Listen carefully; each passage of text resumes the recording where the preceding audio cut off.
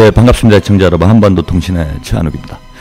지난주에 여의도에서 8.15 행사가 있었죠. 예, 저도 애들 데리고 모처럼 참가를 했는데 꽤 많은 분들이, 예상보다는 많은 분들이 함께 자리를 해서 뜨거운 이 통일의 열기를 한껏 뿜어내는 그런 자리가 있었습니다. 어려운 시기에 8.15 행사가 있었는데요. 예, 지금 뭐 진보당, 통합진보당 분당 위기에 처해 있는 이런 상황인데, 모처럼 우리 진보 세력들이 모여서 힘을 모으는 이런 자리를 함께 하니까 용기도 나고 힘도 나고 그랬습니다. 그 진보는요, 이런 것 같아요. 예, 우리가 뭐 별거 없습니다. 예, 거리에 나와서 때로 몰려다니면서 시위도 하고 데모도 하고 이래야 뭔가 이 힘도 생기고 돌파구도 열리고 이러는 것 같아요. 뭐 맨날 모여가지고 말로 뭐 서로 치고받고 싸우고 뭐 논쟁을 하고 해봐야 답이 안 나옵니다. 저도 이번 8.15를 보면서 이게 진보 방식으로 문제를 해결해야 되겠다. 우리가 거리에 뭐 투사들 아닙니까? 거리에서 진보는 태어났기 때문에 문제도 거리에서 해결해야 된다. 투쟁으로 실천으로 해결하는 수밖에 없다. 뭐 이런 생각을 다시금 해봤습니다. 뭐 아직 뭐 진보당 상황이 여의치는 않지만은 이번 8.15 행사 보면서 뭔가 좀 단초를 마련한 것 같아요. 통합과 단결로 나갈 수 있는 그런 단초가 마련된 그런 뜻깊은 자리가 아니었나 이렇게 생각이 들고, 이번 8.15 대회를 계기로 해서 진보 진영이 다시 힘을 합쳐서 야권연대 정권 교체의 길로 쭉 매진해 주기를 기대를 합니다. 예. 제가 이번 8.15 행사 때 가서 보니까요, 저도 애들 데리고 이제 여의도에서 하니까 좋더라고요. 뭐 놀러 나온 기분입니다. 텐트 쳐놓고 돗자리 깔고 김밥 싸가지고 와가지고 행사 참여를 했는데 아이들 데리고 가서 보니까 너무 뭐 좋습니다. 어디 놀러 가는 것보다 훨씬 낫더라고요. 근데 뭐 밤늦게까지 아주 행사가 진행이 됐는데 마지막에 무슨 무도회를 하더라고요. 젊은 우리 학생들이 나와가지고 뭐 1시간 동안 뭐 내리춤을 추는 세계 최대, 제가 보니까 나이트클럽 이렇게 얘기를 해도 되지 않을까. 흥겹게 열띠게 뭐 아주 날이 더웠는데도 불구하고 젊음이 좋습니다. 이렇게 뜨겁게 통일의 열정을 뿜어내는 걸 보니까 막 힘이 저도 불끈불끈 솟더라고요. 근데 그날 아주 화제가 된 노래가 있어요. 요즘 또 전 세계적으로 화제가 되고 있죠. 싸이의 강남스타일. 이 노래를 개사를 해가지고 진보 스타일이라는 곡에 맞춰서 춤을 아주 뭐 신나게 추는 걸 봤는데 아주 보기 좋았습니다. 예. 그래서 오늘 첫 곡은 이 노래를 좀 보내드려야 될 것 같아요. 근데 진보 스타일 제가 원곡은 구하지를 못했고요. 대신에 싸이의 강남 스타일 오늘 첫 곡으로 보내드리면서 한반도 통신 열도록 하겠습니다. 지난주에 예고해드린 바와 같이 오늘은 우리사회연구소의 곽동기 박사님 오랜만에 나오셨습니다. 모시고 김정은 제1위원장 이후에 북한 경제 현황 어떻게 지금 흘러가고 있는지, 뭐 굶어 죽는다, 뭐 망한다, 뭐 별소리들 다 나고 있는데 이게 사실인지 아닌지 이야기 나눠보는 시간을 갖도록 하겠습니다. 노래 한 곡 듣고요. 잠시 후 뵙겠습니다.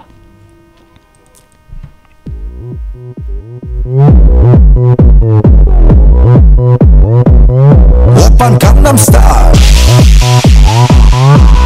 강남스타일 낮에는 따사로운 인간적인 여자, 커피 한 잔에 여유를 아는 품격 있는 여자, 밤이 오면 심장이 뜨거워지는 여자, 그런 반전 있는 여자 너는 사랑해. 낮에는 너만큼 따사로운 그 사랑해. 커피 식기도 전에 원샷 때리는 사랑해. 밤이 오면 심장이 터져버리는 사랑해. 그런 사랑해. 아름다워 사랑스러워 그래 너 그래 바로 너 아름다워 사랑스러워 그래 너 그래 바로 너 지금부터 끝까지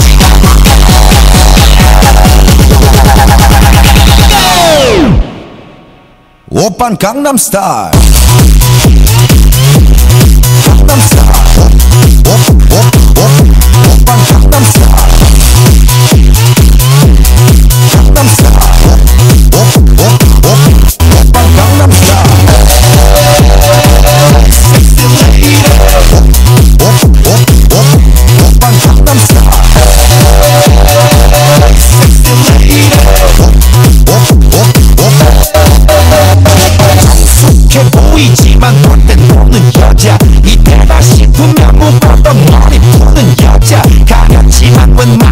물질보다 야한 여자 그런 감각적인 여자 너는 선어해 점잖아 보이지만 놀 땐 너는 선어해 내가 되면 완전 미쳐버리는 선어해 근육보다 사상이 볼통볼통한 선어해 그런 선어해 아름다워 사랑스러워 그래 너 그래 바로 너 아름다워 사랑스러워 그래 너 그래 바로 너 지금부터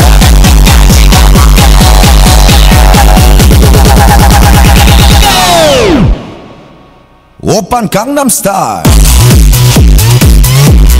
강남스타일 오빤 강남스타일 강남스타일 오빤 강남스타일 섹시 레이디 오빤 강남스타일 섹시 레이디 우리는 놈그 위에 나는 놈 베이베 베이베 나는 뭘 좀 아는 놈 우리는 놈그 위에 나는 놈 베이베 베이베 나는 뭘 좀 아는 놈 What I'm saying 오빤 강남스타일 섹시 레이디 오빤 강남스타일 섹시 레이디 오빤 강남스타일 예, 싸이의 강남스타일로 오늘 시작을 했습니다. 이 노래 가사 중에 제 마음에 드는 대목이 있어요. 근육보다 사상이 울퉁불퉁한 남자. 사나이? 사나이죠. 사상이 울퉁불퉁한 사나이. 요 대목 마음에 들더라고요. 요즘 뭐 이른바 짐승남이라고 그래가지고 머리를 좀 이렇게 채울 생각을 안 하고 젊은이들이 닭가슴살 먹고 이제 근육 만들고 뭐 이런 데 시간 보내고 뭐 몸도 건강하면 좋긴 좋죠. 근데 뭐 너무 이제 저는 이 육적이라고 그러는데 육적인 걸 너무 찬양하는 이런 사회가 돼버렸어요. 근데 사람은 지적인 거, 육적인 거보다는 지적인 게 중요하죠. 거기에 이제 육적인 게 뒷받침되면 더 이제 멋있는 사람이 되는 건데 이거 뭐 머리는 뭐 완전히 뭐 그냥 그죠? 뭐 이런 공백 상태를 만들어 놓고 그냥 닭가슴살만 먹어대면은 그거 뭐 되겠습니까? 예. 그 사람이 뭐 저는 뭐 짐승남 이런 거 아니 뭐 짐승이 되고 싶어요? 사람이 돼야지. 이런 사회 풍조에 대해서 상당히 불만이 많았는데 이거 뭐 대중음악 하시는 분인데 그 가사는 제가 마음에 와닿더라고요. 예. 근육보다는 사상이 울퉁불퉁한 이런 사나이가 진짜 멋있는 거죠. 근데 그런 사나이를 강남 스타일이라고 할 수가 있나요? 강남에도 물론 뭐 강남 좌파 이런 분들이 있으니까 뭐 그런 분들이 있는지 모르겠지만 주로 이제 강북에 많잖아요. 그런 사람들은 사상이 울퉁불퉁한 사람들. 그죠? 좀 아무래도 살기가 어렵지. 강남에 있으면 좀 그죠? 돈풍기가 좀 있어야 되는데 돈이 안 되잖아요. 벌써 사상이 울퉁불퉁한데 돈을 벌면은 그건 좀 이상한 거예요. 그건 제가 단언합니다. 사상이 울퉁불퉁하면 안 맞아 죽으면 다행인 거지. 이 자본주의 사회에서 그런 사람 또 강남에서 돈까지 많이 번다. 그 별로 앞뒤가 안 맞는 것 같습니다. 이제 뭐 제가 너무 편견을 가졌는지 모르겠는데 아무튼 오늘 사상이 진짜로 울퉁불퉁한 분을 모셨습니다. 제가 그 소개를 해드리려고 쓸데없는 얘기를 했네요. 우리 사회연구소의 곽동기 박사님 나오셨습니다. 반갑습니다. 안녕하십니까, 곽동기입니다. 오랜만에 나오셨네요. 네, 정말 오랜만에 뵙는 것 같습니다. 그새 더 8월이라 더 햇빛에 타신 것 같아요. 저 원래 까매요. 원래 까만데 더 까매지신 것 같아가지고. 그래? 술 먹어가지고 제가 간이 썩어서 이렇게 되는 것 같아 이게. 어디 놀러 가고 타는 것도 아니고 옛날처럼 옛날엔 데모를 열심히 하니까. 그렇죠. 8월, 7월 되면 아주 새카매졌는데 요즘엔 뭐 백수잖아요 제가. 데모도 안 하는데 새카매지는 건 술 먹고 이게 이제 간이 썩은 거지. 그거 외에는 제가 답이 없습니다. 아주 뭐 줄기차게. 백수들의 특징이 이제 술 먹는 거잖아요. 근데 오늘 뭐 오랜만에 나오셨는데 뭐 그동안 바쁘셨나요? 네, 뭐 그동안 뭐 제가 뭐 책을 하나 좀 썼습니다. 책을. 예. 뭐 책장 살라고 오늘 나왔구만. 그런 건 아니고요. 뭐 마음껏 하세요. 어차피 뭐 듣는 분도 많지 않은데 많이 안 팔릴 거야. 책의 제목은 이제 우리 사회 분석. 우리 사회 분석 제목으로 종미 사회를 해부한다. 종미 사회. 그렇게 좀 충격적인, 좀 도발적인 제목을 좀 달아봤습니다. 책 좀 팔아보려고 뭔가 자극적으로. 싸이의 강남 스타일은 이제 2천만 회 유튜브 조회를 기록했다죠. 뭐 그렇게 나오죠. 저희는 2,000회 조회가 목표입니다. 네. 2,000권 파는 거. 2,000권 팔면 뭐 예. 2,000권 팔면 예. 대박인가요? 대박입니다. 역시 이런데 방송에 나왔을 때는 좀 큰 소리를 쳐야 돼요. 저는 그래도 한 2만 권, 20만 권. 뭐. 그래도 실제와 달리 또 부풀리지 못하겠습니다. 예.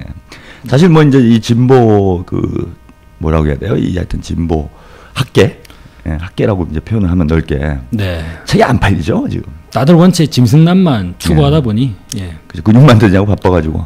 서점에 가도 잘 팔리는 책 보면 헬스 만들기, 뭐 강고등어 코치의 무슨 헬스 전략. 그렇게 잘 팔리나? 그런 것들이. 그런 걸 책 보고 해야 되나? 예, 그런 거 책 보고 하고 있습니다. 저한테 오세요. 전 좋은 방법이 있어. 몸을 건강하게 만들어주는. 그래서 통일선봉대 이런 데를 한 1년 내내 보내고 막 이러면은 건강해집니다. 그래서 하여튼 2,000권 우리 사회, 제목이 우리 사회 분석입니다. 네, 우리 사회 분석이라는 종미 사회를 해부한다. 종미 사회를 해부. 그래서 완전 해부 출간을 곧 예정이 있습니다. 곧 예정. 예. 그럼 뭐 8월 중에. 그래서 아마 출간이 되면 다음에 또 책을 들고 한번 찾아뵙겠습니다. 예, 꼭 가지고 오세요. 예, 그렇게 하겠습니다. 여러분들도 출간되자마자 빨리 신청을 해서 관심 있는 분들 많잖아요. 책이 좋습니다. 저는 안 봤지만은 좋을 것 같아요, 왠지. 예, 고맙습니다. 보지도 않고 좋다고 말해주세요. 이게 어떤 직관력이 있어요. 데모를 오래 하다 보니까 책이 좋을 것 같아요. 근데 한정판이 될 가능성이 매우 높은 책입니다. 그죠? 보통 2세가 없죠. 2세로 가고 있습니다. 예, 2세도 찍어요? 예, 2세를 보고 찍은 책입니다. 그래서 흔히 그 베스트셀러가 아니라 스테디셀러를 지향하는 그런 책입니다. 그래서 절판될 가능성은 매우 높습니다. 제가 향후 10년간은 두루두루 이제 손에 끼고 탐독할 수 있는 그러한 책으로 이번에 2,000권을 10년에 걸쳐 팔겠다고? 준비를 했습니다. 예? 아니죠. 올해 2,000권. 올해 이제 2,000권 다 팔고. 그렇습니다. 아무튼 뭐 잘 팔리시길 바랍니다. 이런 책들이 잘 팔려야 우리 또 진보의 가치와 내용들이 더 대중적으로 확산될 수 있지 않을까.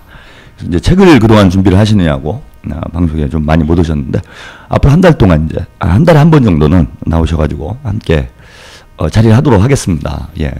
오늘 주제는요. 아까 예고드린 바대로 김정은 이제 제1위원장 지도자로 추대된 이후에 북한 경제 현황이 어떤지 오늘 이런 이야기로 뭐 김정은 노믹스 뭐 특징, 현황, 뭐 이런 걸 좀 얘기를 해보는 시간이 될 것 같습니다. 그죠? 김정은 제1위원장 일단이 지난 이제 12월에 김정일 국방위원장이 급서를 하고 난 이후에 갑작스럽게 이제 최고 지도자가 돼서 이제 한 7개월, 8개월 정도 된 거죠? 네, 그렇군요. 북한을 이끌어온 지가? 이제 한 8개월 됐다고 볼 수 있겠네요. 네. 사실은 이제 군인 출신이에요? 네, 그렇습니다. 그죠? 뭐 대학부터가 김일성 군사종합대학. 우리로 얘기하면 뭐 육사 비슷한 거죠? 예, 그렇게 볼 수 있겠죠. 그래서 이제 처음부터 이제 군인 출신이다. 예, 그리고 이제 그 처음에 정치 무대에 데뷔할 때부터 실제로 이제 공개석상에 나서는 그 제3차 당대표자회 이전에 이미 조선인민군 대장으로 임명이 되고 그런 과정이 있었기 때문에 실제적으로는 이제 군 출신으로 그렇게 보는 것이 맞지 않는가. 그래서 군에서 출발해서 현재 이제 당과 군과 정까지 전체를 이제 좀 포괄하고 있는 북한의 최고 지도자로 그렇게 이제 현재 딱 그렇게 돼 있는 상황인데요. 기본적으로 군을 중심으로 해가지고 이제 쭉 이렇게 이 정치를 시작을 했다라는 면에서는 과거의 김일성 주석이나 김정일 국방위원장과 동일한 그러한 이제 그 경로가 아닌가 생각됩니다. 예. 근데 아무래도 뭐 이제 우리 한국 쪽에서는 이제 서방 진영에 있는 분들 같은 경우는 이제 군인 출신이고, 그리고 이제 상대적으로 이제 그 좀 나이도 젊은 편 아니겠습니까? 최고 지도자. 그렇죠. 뭐 전 세계에서 제일 젊은 지금 현재로는 세계 지도자일 거예요. 제일 젊은지는 또 확인을 해봐야겠는데요. 더 젊은 사람이 있을까요? 아마 충분히 가능성이 있지 않을까. 예. 저기 뭐 어디 아프리카에 내전하고 있는 나라 이렇게 아니면은, 네. 그죠? 정상적인 어떤 절차를 거쳐서 선출된 이런 지도자 중에는 제일 젊을 것 같은데. 네. 30대 초반 아닙니까? 뭐 여기 남쪽의 한국도 뭐 대통령 선거에 만 40세 연령 제한이 있긴 하죠. 그죠? 그러니까 우리 한국에서 안 되는 거잖아. 불가능하죠. 그죠? 법적으로 안 되는 거 아니에요? 가능한 게 하나 있습니다. 뭐가 있습니까? 쿠데타. 네. 그 최근에 한 대선 주자께서 뭐 당시에는 뭐 불가피한 정의였다라고 얘기하시는데 뭐 그런 일이 또 발생하면 모르죠. 뭐 그러지 않는 한은 한국에서는 하여튼 30대 그렇죠. 대통령은 없는 거죠. 네. 그러다 보니 이제 군인 출신이고 아직 젊고 이래서 이제 경제 어떤 경험이 부족한 거 아니냐. 네. 뭐 이런 관측들도 있어요. 초기에 그런 관측이 많았죠. 이를테면 그 김정은 제1위원장 주변에 있는 그 이제 인척 관계를 상당히 부각시키면서 사실상의 통치는 이제 그 이제 배후에 그런 인척들의 중심으로 이제 통치가 되는데 김정은 제1위원장은 사실상 뭐 젊고 경력이 짧기 때문에 그냥 뭐 하나의 그냥 상징적 존재가 아니겠느냐 그런 분석이 많이 있었습니다. 그죠. 뭐 특히 이제 그 네. 장성택 네. 국방위원회 부위원장이죠. 네. 그리고 이제 김경희 예, 그 경공업 경공업 부장. 경공업 부장이죠. 예, 이런 사람들이 이제 뭔가 주도적 역할을 하지 않느냐. 네. 뭐 이런 관측들이 다수 있었어요. 초기에 그 중앙일보, 조선일보 그런 관측 상당히 많았는데요. 유심히 살펴봤는데 2달 떠들다가 그 다음부터는 얘기가 없습니다. 예. 뭐 최근에는 뭐 그런 주장이 안 나오나요? 그런 주장은 그다지 뭐 신빙성이 없는 주장으로 보이고 있고요. 처음에 보면 예전에 사진들이 많이 나왔지 않습니까? 예. 근데 그때 그 정성장 박사님 계시잖아요. 예, 그분이 그 세종연구소. 인터넷 예. 통일뉴스에 한마디로 탁 정리를 하셨죠. 예. 그 북한의 실세는 장성택이 아니고 김정은 제1위원장이다. 그렇게 된 이유가 사진이 있다는 거죠. 예. 북한은 노동신문에 이렇게 편집되는 사진들을 상당히 중시하는데 그 사진에 보면 언제나 모든 사진에 김정은 제1위원장을 중심으로 사진이 편집되는데 어떤 사진에 보니까 장성택 그 부위원장이 사진이 잘려 있다는 거예요. 예. 근데 이걸 보고는 북한의 권력 핵심은 아니다. 뭐 저도 동영상 자료나 그런 사진 자료들 네. 보게 되면은 장성택 부위원장이 사실은 뭐 이제 직위도 직위이고 연륜도 연륜이지만 인적 관계로 보면은 고모부가 되는 거죠.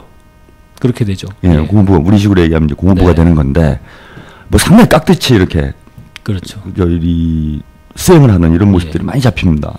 3m 거리를 유지하고 예, 수첩을 들고 다니면서 예, 김정은 제1위원장의 발언을 계속적으로 메모하는 그런 모습들을 반복적으로 좀 볼 수가 있죠. 예, 그리고 예, 어떤 공연장의 어떤 자리에서 이제 좌석 배치를 보더라도 알 수 있는데 제가 이제 흥미로웠던 부분은 김정은 제1위원장 옆에 그 부인 이설주 부인이 이제 자리에 착석을 하고 그 옆에 장성택 부위원장이 착석을 하고 그런 식의 모습들을 또 보이고 있더라고요.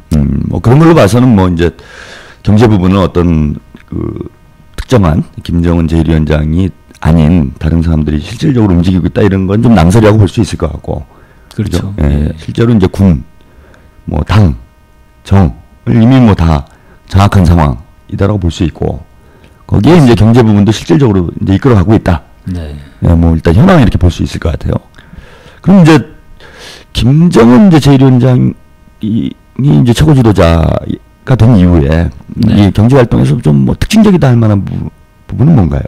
최근에 관련된 보도들도 많이 있었습니다. 그 북한의 이를테면 현지 지도를 중심으로 한 정치 그런 부분들이 과거에 김일성 주석, 김정일 국방위원장의 정치 하나의 정치 방식이었지 않습니까? 네, 그렇죠.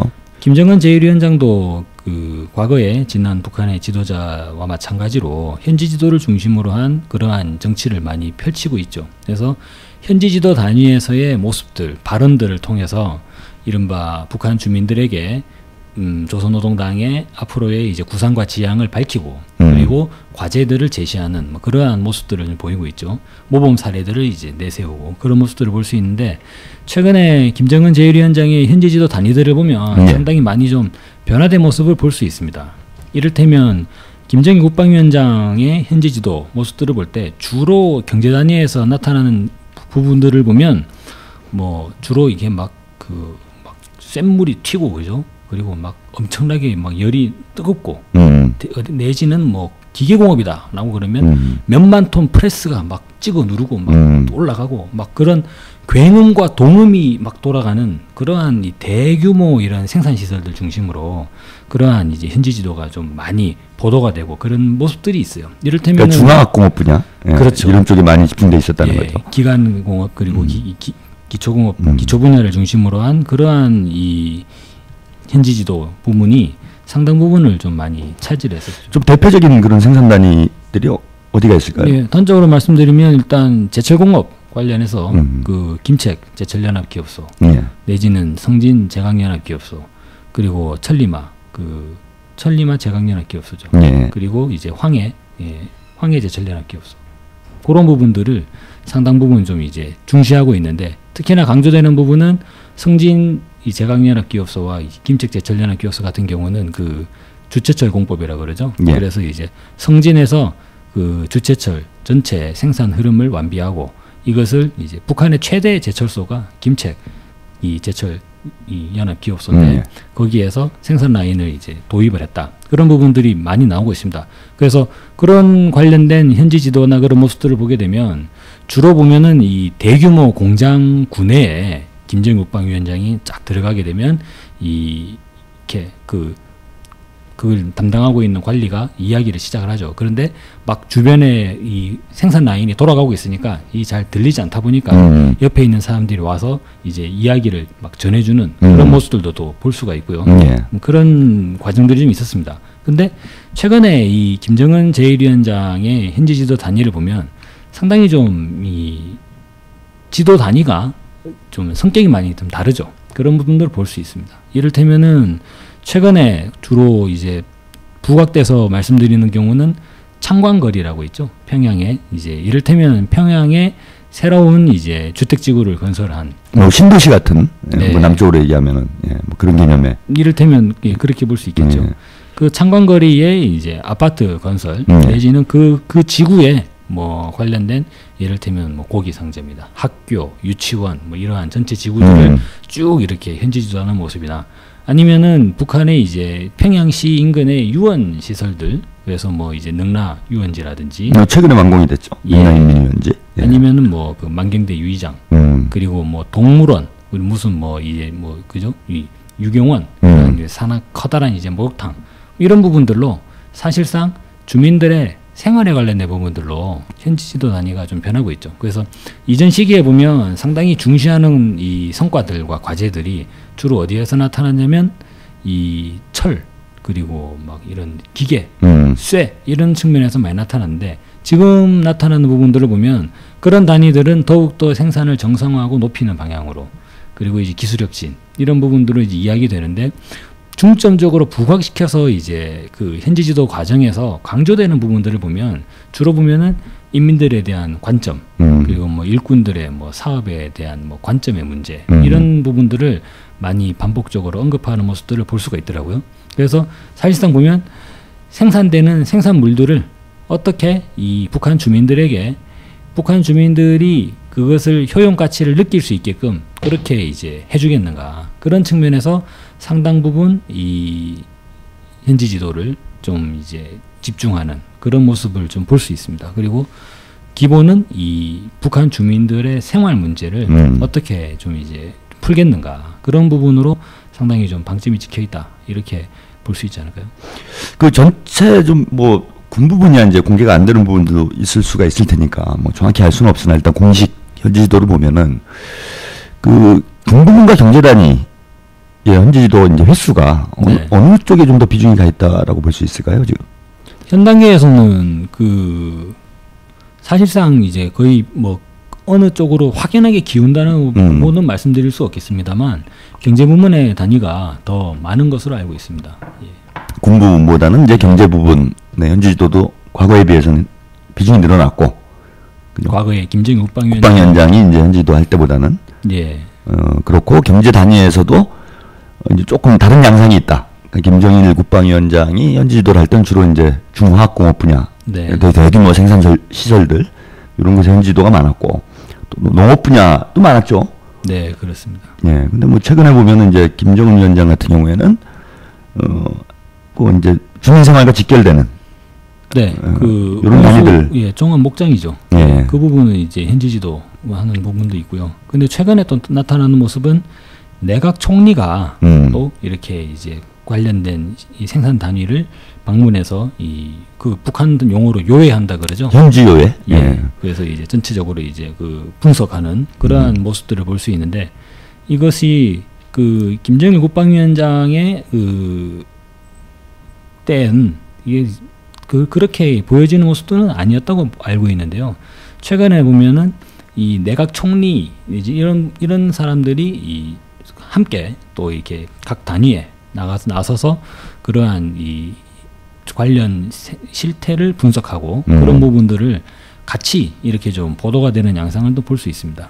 그러니까 과거에도 뭐 그런 활동이 있었겠죠. 북한이 아무래도 그렇죠. 현지에 내려가서 뭐 대중들과 이렇게 직접 접촉을 하면서 당과 국가를 이끌어 나가는 이런 정치 방식이 이제 일반화돼 있기 때문에 네. 그 과거에도 뭐 이제 최고 지도자뿐만 아니라 뭐 비중 있는 간부들도 그 현지에 내려가서 이렇게 파악을 하고 뭐 활동을 하고 이런 게 분명히 있었을 텐데 그렇게 했어야지만이 북한의 체제가 이렇게 그죠, 운영이 되는 거죠. 예, 유지가 된다고 볼 수 있겠죠. 근데 이제 그 전에는 보도가 잘 안 됐는데 네. 최근에 이제 보도가 나오는 거죠. 최근에는 그런 부분들을 좀 과감없이 이렇게 보도하는 모르겠습니다. 근데 이게 북한에 또 여러 가지 언론 매체들이 있지 않습니까? 네. 이를테면 뭐 근로단체라든지 아니면 군 내부에 이제 언론 매체들이 있는데 사실 저희들이 지금 또 이명박 정부의 5.24 조치 때문에 북한에 대한 정보는 더욱더 차단돼 있습니다만 저희가 볼 수 있는 부분은 북한의 이제 당의 이 기본 기관지가 되는 노동신문 그렇죠. 그리고 뭐 이런저런 조선중앙통신에 나오는 이제 보도 이것이 전부이기 때문에 사실 이것만 가지고 또 이야기를 하기는 어려운 면이 있겠죠. 그러니까 뭐 아무튼 그거는 확실한 거 아닙니까? 과거에는 노동신문이나 네. 조선중앙통신과 같은 이제 북한의 대표적인 그 관영 매체에서는 네. 그 이제 고위 관료들 이런 그 현지 활동 같은 게 보도되는 경우가 거의 없었는데 네. 거의 없었던 것 같아요. 네, 네, 저도 그렇죠. 뭐 잘 못 본 것 같습니다. 그거는. 예. 근데 이제 최근에는 그런 보도가 좀 종종 나오고 있죠. 네, 간간히 많이 네. 보도가 되고 있습니다. 제가 보니까 뭐 총리가 네. 그 이번에 뭐 BPA인가요? 예, BPA 때문에 네. 그 현지에 내려가서 뭐 요해를 했다 이런 보도가 최근에 있었던 것 같고. 예, 홍수 피해 규모를 예, 파악하기 위해서 뭐 내려갔다. 그리고 뭐 경제 단위에도 꽤 내려가는 것 같고. 네. 뭐 얼마 전에 그 뭐 말씀하셨던 만경대 유의장 거기 문제가 좀 있었는데. 네. 그 개보수를 조선인민군 총정치국장이죠? 네. 현철에?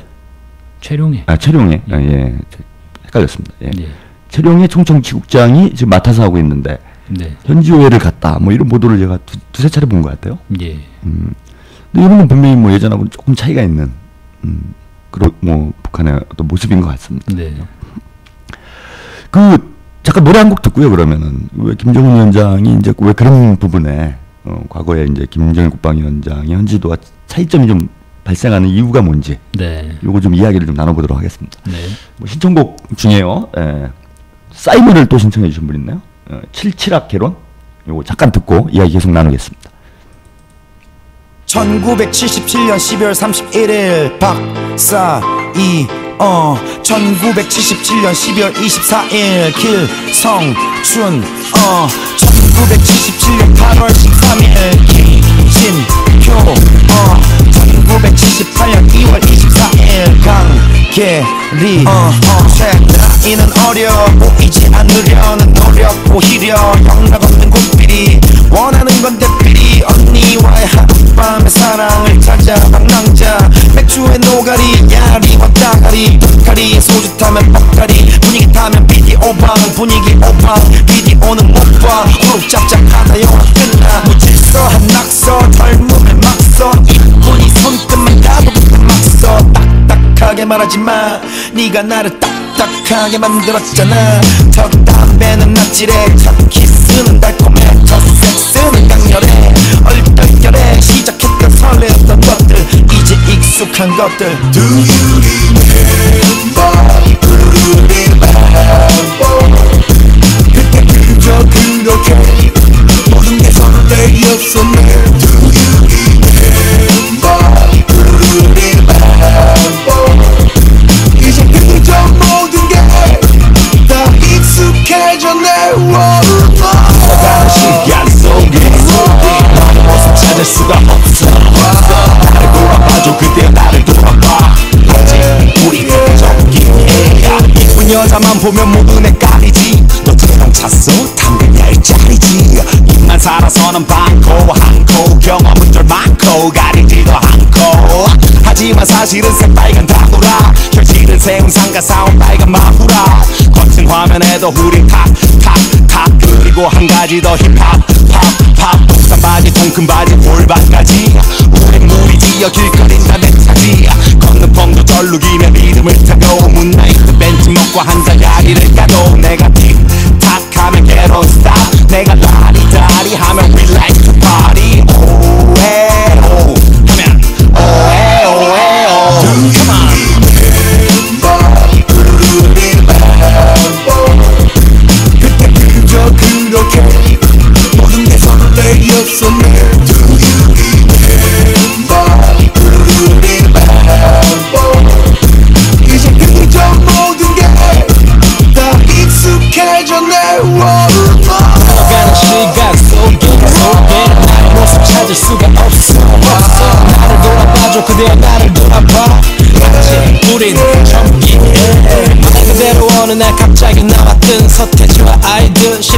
맘을 잡아 끄는 막가춤 학교가 끝나면 한 손에 더블 데크 들고 누릿해서 춤을 추는 게 하루의 끝 좀 있는 놈들은 케빈 클라인 아님 게스 없는 놈들은 빅 듣거나 아님 거덜이 말 안 들으면 존나게 패스 그때는 겁만 주면 뭐든지 다 됐어 디스코 바지 앞이 뾰족한 알라딘 신발을 신고 놀러갔지 이를 찾지 눈 맞으면 다른 동네 깔치와 깔씩 야리한 까치 돌려 피며 하는 올림픽 친구들과 얘기하다 보면 다 서로 동서 그냥 웃어 비오는 밤에 함께했던 한 소녀와의 첫 키스 그처럼 그리움이 되어버린 모든 것들 Yeah, yeah, yeah.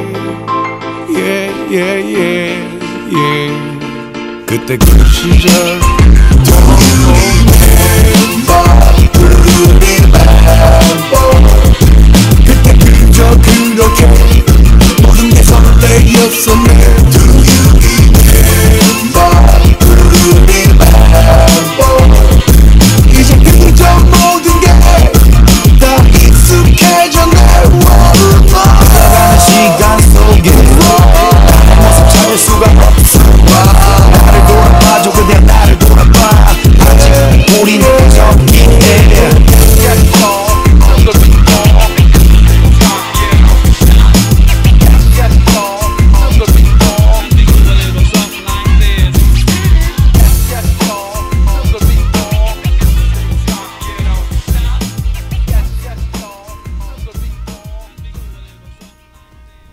예, 싸이의 칠칠학 개론 보내드렸습니다. 예.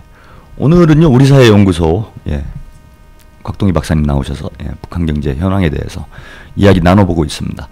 계속 뭐 이야기를 이어가죠. 이제 뭐 북한 김정은 제1위원장이 경제 현지 지도의 좀 특징에 대해서 이렇게 알아봤는데 이제 왜 이런 단위들로 집중이 되고 있는지 이런 이야기를 좀 나눠봐야 될 텐데요. 그 전에 좀 뭐 어떤 곳이 있었는지 몇 군데 이제 주목되는 곳을 좀 이야기를 좀 나눠보고요. 그걸 통해서 좀 북한 좀 요즘에 어떻게 경제가 어떤지 분석을 좀 해보는 시간 갖도록 하겠습니다. 그 김정은 위원장의 경제 부분 현지도 상당히 많았는데 그 중에서도 가장 뭐 주목될 만한 곳들이 어떤 곳들이 있습니까? 크게 주목될 수 있는 부분으로는 이제 평양의 창광거리. 최근에 상당히 수차례에 걸쳐 가지고 보도가 나오기도 했고 그리고 이전부터 그리고 이제 평양을 방문했던 방북 인사들도 이 평양의 고층 아파트가 지어지고 있다. 그러한 보도들이나 사진들을 많이 남쪽에 공개했던 바가 있지 않습니까? 그런 모습으로 봤을 때 이제 이른바 북한의 이제 초고층 아파트죠. 그래서 창광거리 관련된 부분들이 상당히 주목된다 말씀드릴 수 있겠고요. 또 하나는 그 여러 이 여가 유희 시설이라고 할 수 있겠죠. 이를테면 남쪽에 이제 표현으로 보면 놀이공원이죠. 그래서 이를테면 뭐 과천 서울랜드, 뭐 에버랜드, 서울대공원 이런 흐름인데 북의 입장에서 본다면 이제 능라 인민유원지라든지요. 아니면은 종합 동물원도 있었고요. 그리고 뭡니까? 만경대 유의장, 뭐 이런 것도 있었고. 만경대 유의장도 있었죠.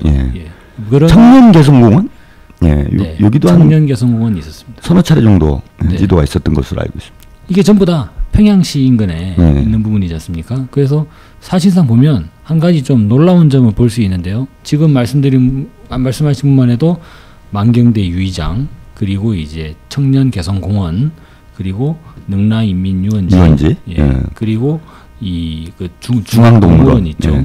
그리고 뭐 창경원 이런 부분은 아니라고 쳐도 4개예요. 평양에만 지금 놀이시설이 큰 규모의 놀이시설이 4개죠. 근데 관련된 흐름이나 내부적인 이 경관이나 이런 부분들은 이제 북한의 뭐 조선중앙통신이나 이런 데서 이 송출하고 있는 영상들을 보면 남쪽의 놀이공원과 비교해서 크게 다르지 않다. 그런 부분들을 볼 수 있어요. 특히나 능라유원지 같은 경우는 그 과천 서울랜드에 있는 그 코끼리 기차 있죠. 안에서 기차가 이렇게 운영을 하거든요. 그것만 보더라도 내부를 둘러볼 수 있는. 그렇죠. 상당 부분 평수가 된다. 규모가 있다라는 부분을 알 수 있는데 그런 놀이공원이 4개다. 그러면 상당히 이건 좀 당황스럽죠. 그 능라도면은 이제 서울의 여의도 비슷한 곳이죠? 그렇죠. 평양의 이제 대동강변에 있는 섬이죠. 거기 이제 전체를 지금 유의장화한다.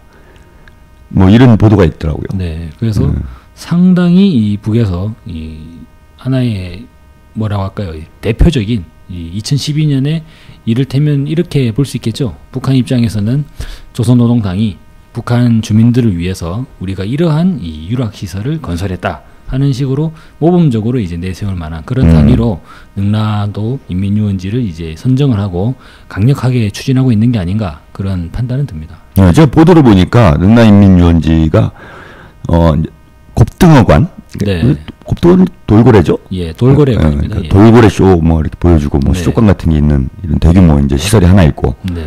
그 다음에 이제 그 롯데월드 같은 놀이공원. 놀이공원, 네. 예, 놀이공원이 하나 있고, 그 다음에 이제 대규모 수영장, 네. 뭐 이렇게 이제 3개 정도로 구성이 되어 있더라고. 물놀이장이죠. 워터파크죠. 예, 워터파크. 뭐 예. 남쪽식으로 그렇게 얘기하면. 남쪽식으로 본다면 워터파크로 말씀하시는 게 예, 맞는 것 같습니다. 네, 이렇게 3가지가 한 곳에 모여있고 하나를 더 만든다고 그래요? 그건 아직 완공이 안 됐는데. 그것이 지금까지 이제 1단계. 1단계 공사 끝난 1단계 거고. 공사가 끝났고 1단계 공사가 이번 7월 27일에 북한에서는 7월 27일을 전승절로 기념을 하죠. 그래서 그때까지 해서 1단계 공사가 끝났고 그 다음에 이제 2단계를 또 뭐 준비한다고 합니다. 그 서울만 보면은 사실 서울하고 평양하고 인구 비례를 보면 서울이 한 1000만. 근데 서울은 1000만으로 볼 수가 없죠. 왜냐하면 수도권 전체를 치면 이를테면 에버랜드 뭐 수원 시민은 에버랜드 가잖아요. 성남 시민이나 부천 시민도 다 뭐 과천 공원을 가기 때문에 그러면 사실상 지금 한 1500만? 뭐 이렇게 잡아야 되나? 2000만이죠. 예, 2000만. 수도권. 예. 근데 뭐 2000만으로 안 잡더라도 네. 서울 시민만 잡아도 1000만인데 1000만이죠. 서울 시내에 있는 건 없어요, 지금. 그죠? 지금 사실 그 어디죠? 광진구에 있는 어린이대공원은 어린이대공원. 네. 그건 그냥 동물원이죠. 예, 네. 좀 민망한 예. 민망까지는 아니어도 이제 예. 민망해졌습니다. 예, 좀 민망해진. 저 어렸을 때 많이 갔는데 최근에 가니까 이제 뭐 예. 무료로 개방을 해가지고 무료 개방 이후엔 거의 뭐 사람들이 안 가죠 이제. 예, 네. 동네 사람들 위주로 이제 밥 먹으러 가거나 쉬러 가는 그런 공간으로 변했습니다. 그러면은 시내에 없는 거예요? 시내는 없죠. 롯데월드? 이제 롯데월드가 있죠 잠실에. 네, 근데 그건 잠실에. 또 실내 공간이고 상당히 협소하죠. 좀 저도 안 가봐가지고 어떻게 그래서 생각하는 한번 가면 애들 때문에 이제 쥐어 터지는 그런 상황 볼 수 있고 혹시나 우리 아이를 잃어버릴까봐 난리 사람 나는 바글바글한 바글바글하죠. 네. 공간 자체가 좀 좁아서 개인적으로는 이제 저는 제 주변 지인들에게는 그 잠실 롯데월드는 절대 비추다 이렇게 좀 말씀드리고 다만 이제 그 과천에 서울랜드가 있고요. 그 과천이 서울랜드인데 과천랜드예요? 과천랜드가 됐죠. 그죠. 정확히 네. 얘기하면 이제 서울에 있는 건 아니고 네, 거기 가려면 이제 서울 시민들이 참 한참 가야죠. 그렇습니다. 예, 저도 간혹 이제 갈 만한 데가 거기 동물원. 제가 동물을 좋아합니다. 네. 애들 데리고. 동물을 좋아하는 이유는 간단해요. 돈이 안 들어가기 때문에. 아 그렇군요. 그잖아요. 자유이용권이 없기 때문에. 예, 동물원에 가면은 그냥 입장료만. 그 동물원도 입장료를 받아. 참 열받대. 제가 언제 박원순 시장님한테 요 강하게 네. 한번 얘기를 하려고 그래요. 예? 그 정도는 이제 무료 개방을 해라. 그 안에 보니까 뭐 식당도 많고 돈 벌 만한 게 꽤 있던데. 네. 그 뭐 동물원도 하여튼 입장료를 받는데. 그러니까 아무튼 뭐 돈이 안 들어가니까 저는 이제 동물원 이렇게 가는데 제가 쌍문동에 사니까 거기 가려면 2시간이 걸려요. 차를 몰고 가도. 그렇죠. 그래서 크게 말씀드리면 수도권에 크게 두 가지 정도 에버랜드와 이 과천랜드 정도가 그죠. 수도권에 한 2개 정도가 파악이 있는 거. 되고요. 그리고 뭐 워터파크라고 하면 이제 좀 수도권을 벗어나죠. 그리고 강원도 쪽으로 가죠. 그런 식으로 좀 파악이 되는데 에버랜드에 워터파크가 있지 않나요? 뭐 무슨 카라비안 베이? 아 캐러비안 베이. 예. 네. 그런 게 하나 있고. 사실 이 자리를 들여 고백드리면 에버랜드를 가본 적이 없어요. 아, 저도 못 가봤어요. 네. 그래서 사실 뭐 네, 저도 그냥 텔레비에서 본 거. 네. 주소 듣는 얘기하는 거예요. 지금. 근데 그렇게 보면 북한의 경우에서 평양시 일대에 그 이제 거주지구의 이 주민들 규모를 본다면 300만 명이 넘지 않거든요. 그죠. 평양시 인구가 하여튼 300만 안쪽이고. 그러니까 최근에 또 평양시 행정구역 개편을 해가지고 상당 부분을 그 황해북도나 이쪽으로 또 이제 넘겼지 않습니까? 아, 또 좁혔습니까? 또? 네. 그래서 사실상 이제 그 도심지에 살고 있는 이 평양 도시 주민으로 보면 200만 명, 뭐 한 좀 상회하는 정도 규모. 그렇게 본다면 남쪽과 비교해 보면 모르겠습니다. 이게 적당한 비교인지는 모르겠지만요. 아마 대구광역시 정도. 네. 그런 규모로 볼 수 대구? 있지 않나. 대구도 대구보다는 좀 크지 않나요? 한 부산이 한 300만. 부산이 300만 넘죠. 네, 300만이 넘나요? 그러니까 부산보다는 좀 작고. 네. 그리고 대구보다는 좀 대전보다는 좀 큰. 대구보다 크죠. 네, 대구가 200만 정도죠, 현재. 뭐 그렇게 볼 수 있는데 그런데 거기에서 이제 지금 새로 만들어지고 있는 놀이공원이 4개가 되는 거죠. 네. 그러면 이게 상당히 저는 그 규모를 보고 좀 약간 좀 당황했던 면이 있습니다. 이를테면 또 평양에서 짓고 있는 그 대규모 목욕탕 중에 그 류경원이죠. 네, 류경원이라고 이 있습니다. 대형 이를테면 남쪽의 표현으로 본다면 그거는 이제 초대형 찜질방으로 생각하시면 됩니다. 그런데 뭐 스파 여기서 같은 네, 이런 개념 그렇죠. 보시면. 스파랜드가 더 가깝겠군요. 그러면 여기서 한 번에 수용할 수 있는 인원이 6,000명이라는 거예요. 아, 그 유경원에 예. 한꺼번에 수용되는 인원이. 예. 그러면 6,000명이면 그죠? 거의 뭐 그렇게 이제 좀 소화가 된다고 하면 전체 평양시의 이 주민의 규모로 봤을 때 그래서 이거를 남쪽에 있는 놀이공원과 1대1로 단순 비교하는 거는 무리가 있지 않는가라고 생각이 들고요. 왜냐하면 남쪽은 수도권 사람이 2천만 명이 살고 있기 때문에 그들을 시장으로 한 대상으로 한 놀이공원들이 생긴단 말입니다. 그렇기 때문에 매번 자유이용권 한번 타보려면 줄을 서야 되잖아요. 아, 그렇죠. 1시간씩 줄을 서가지고 하나 타고 짜증이 나지. 뭐 그런 스타일로 되는데 북쪽에 보니까 평양이라고 하는 도시가 상당히 이제 한 200만 정도 이상 되는 그러한 규모의 도시인데 그 주변에 놀이공원들을 대규모로 막 짓고 있는 거예요. 그러면 상당 부분 야 이거 과연 시장성이 있는가 이런 생각이 들 수 있는데 아 여기는 자본주의 국가가 아니었구나. 예. 그죠, 뭐 돈을 벌려고 만든 건 아니니까. 네. 애초에 돈을 벌려고 만든 것이 아니라 이 북한의 주민들이 와서 이제 즐겁게 돼서 그동안에 이 노동으로 인한 이제 이 과로와 스트레스를 해소하고 다시금 밝고 명랑한 기분으로 자기 좀 생산 단위에 돌아갈 수 있게끔 그러한 목적을 가지고 이제 만드는 부분이라고 보면 이건 상당히 이 규모 자체나 검평 자체가 상당히 좀 이 당황스럽다 이렇게 좀 말씀드릴 수 있겠습니다. 실제 뭐 이렇게 상업적인 측면에서 보면은 조금 부적절할 수는 있으나, 그죠? 시장성이라는 측면으로 봐야겠죠. 이를테면 사실상 그 에버랜드나 이 뭐 워터파크를 가서 얼마만큼의 스트레스가 해소되느냐 그런 측면으로 지어지는 게 아니라 사실상 이 에버랜드에서 얼마만큼의 소비자의 지출을 뜯어내느냐 그걸로 지금 그죠, 뭐 그건 돈 돼 있지 벌려고 않습니까? 하는 거니까. 예. 예. 그래서 보면 그런 게 있잖아요. 어떤 가게나 이런 데서도 의자를 일부러 상당히 불편하게 만들어 놓죠. 예. 왜냐하면 빨리 먹고 가라고.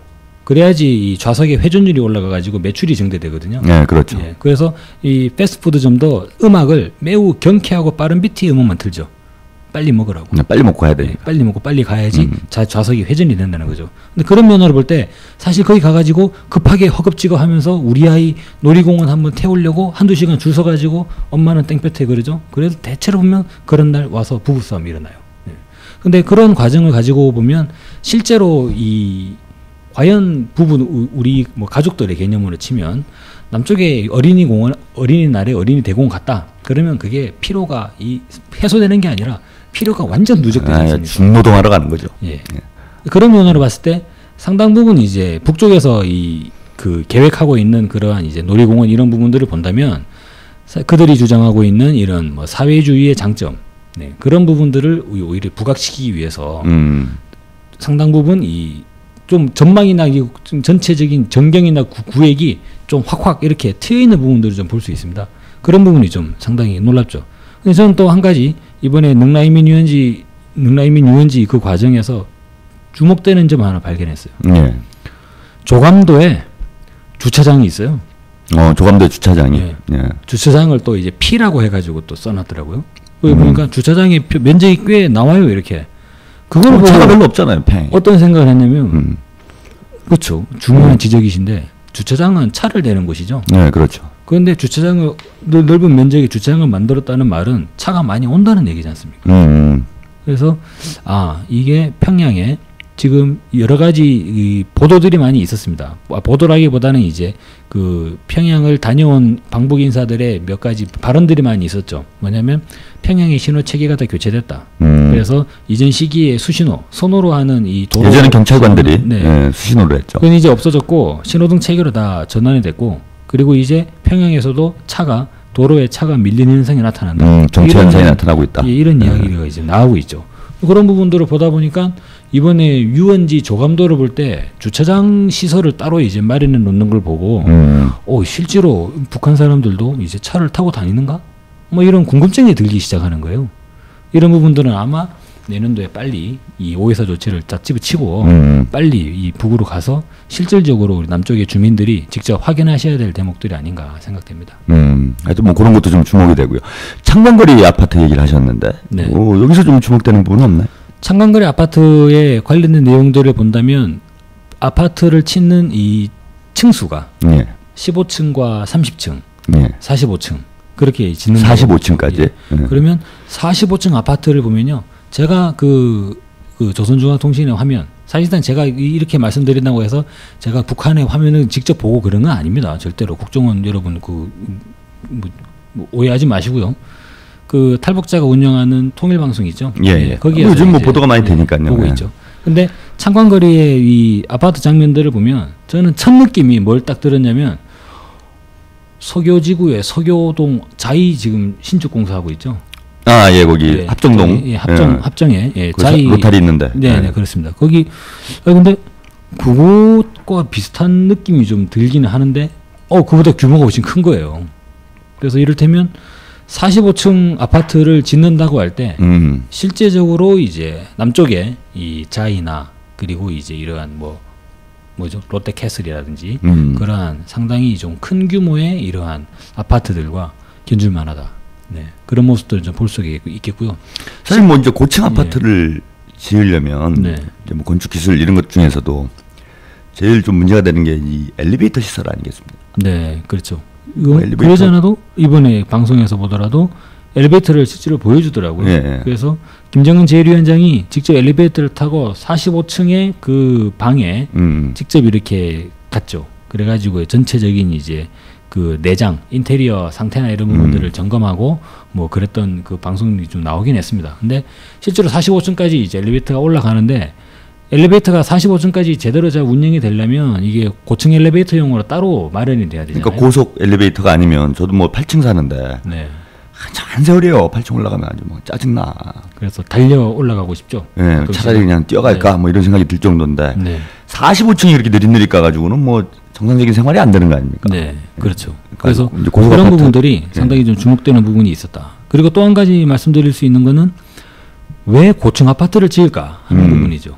예. 그 최근에 이제 김정은 제1위원장이 그 이른바 그 논문을 발표했다고 하죠. 그래서 이제 그 국토종합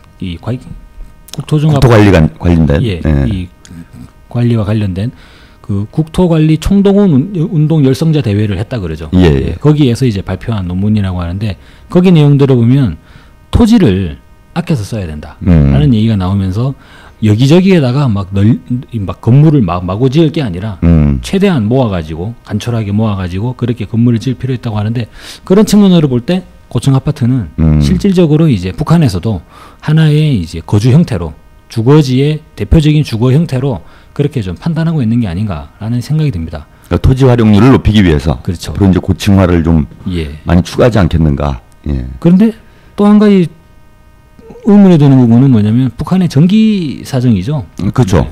북한은 전기가 부족하다 이렇게 알고 있고 이를테면 예전에 그 도널드 럼스펠드 그죠 부시 행정부 시절에 아주 네오콘 국방장관 골 때리는 국방장관이었죠. 그 사람이 매번 강조했던 얘기는 뭡니까? 이 남북한의 전력 사용량만 보더라도 저 암흑석에 빠져 있는 평양을 봐라. 그 맨날 뭐 위성 사진 같은 거 보여주고 맨날 그런 걸로 이제 했잖아요. 그런데 구태여 전기가 부족한 북에서 왜 그렇게 45층짜리 아파트를 짓는가 하는 부분이죠. 그러니까 정지 안 되면 죽는 거 아닙니까? 45층 사는 사람은.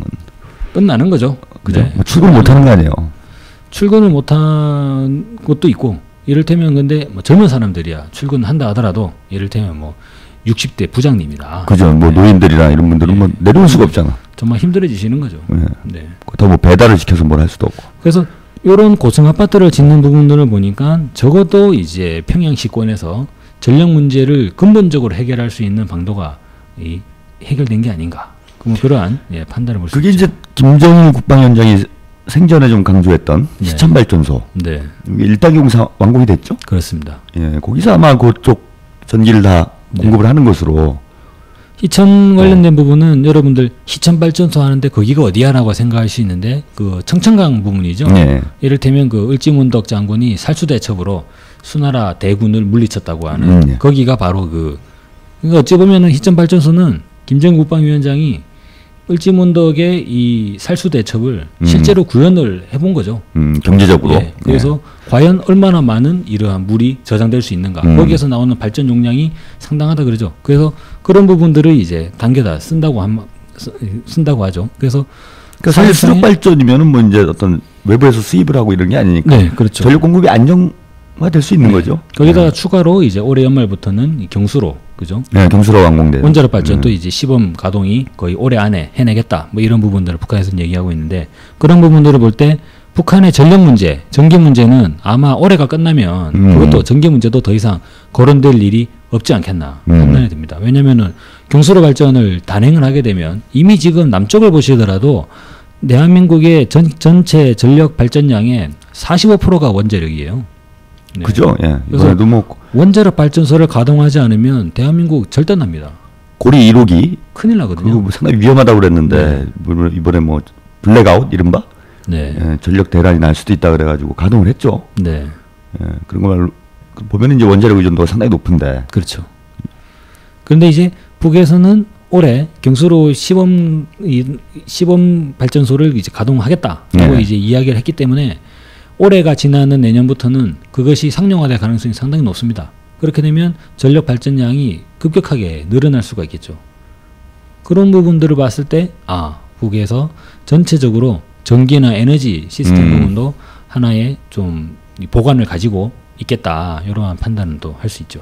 그러니까 아파트를 이제 고층화하는 뭐 이런 현황들을 보면은 이제 전력 문제에 대한 어떤 자신감 이런 게 이제 뒷받침되지 않으면은 네, 그렇죠. 고층화 잘못했다가는 뭐 오히려 이제 민심 돌아설 수 있는. 거기는 끝나는 거거든요. 이를테면. 그죠? 예. 이를테면 만약에 90년대 수준의 경제난이 다시 한번 닥쳤다라고 하면 그 이전까지는 보더라도 이제 그 탈북자들의 사이트를 좀 보게 되면 90년대 이 고층 아파트에 살았던 사람들 얘기가 좀 나오더라고요. 예. 근데 이제 15층 꼭대기에 살면서 내가 얼마나 힘들었느냐 이런 얘기를 하거든요. 그죠. 15층만 해도 뭐 그렇죠. 힘들죠. 네. 예. 그런데 만약에 45층 아파트에서 지난 90년대와 같은 경제난이 북한에 다시 온다라고 하면 그거는 주민들이 정상적인 생활을 할 수 없는 상황이 되죠.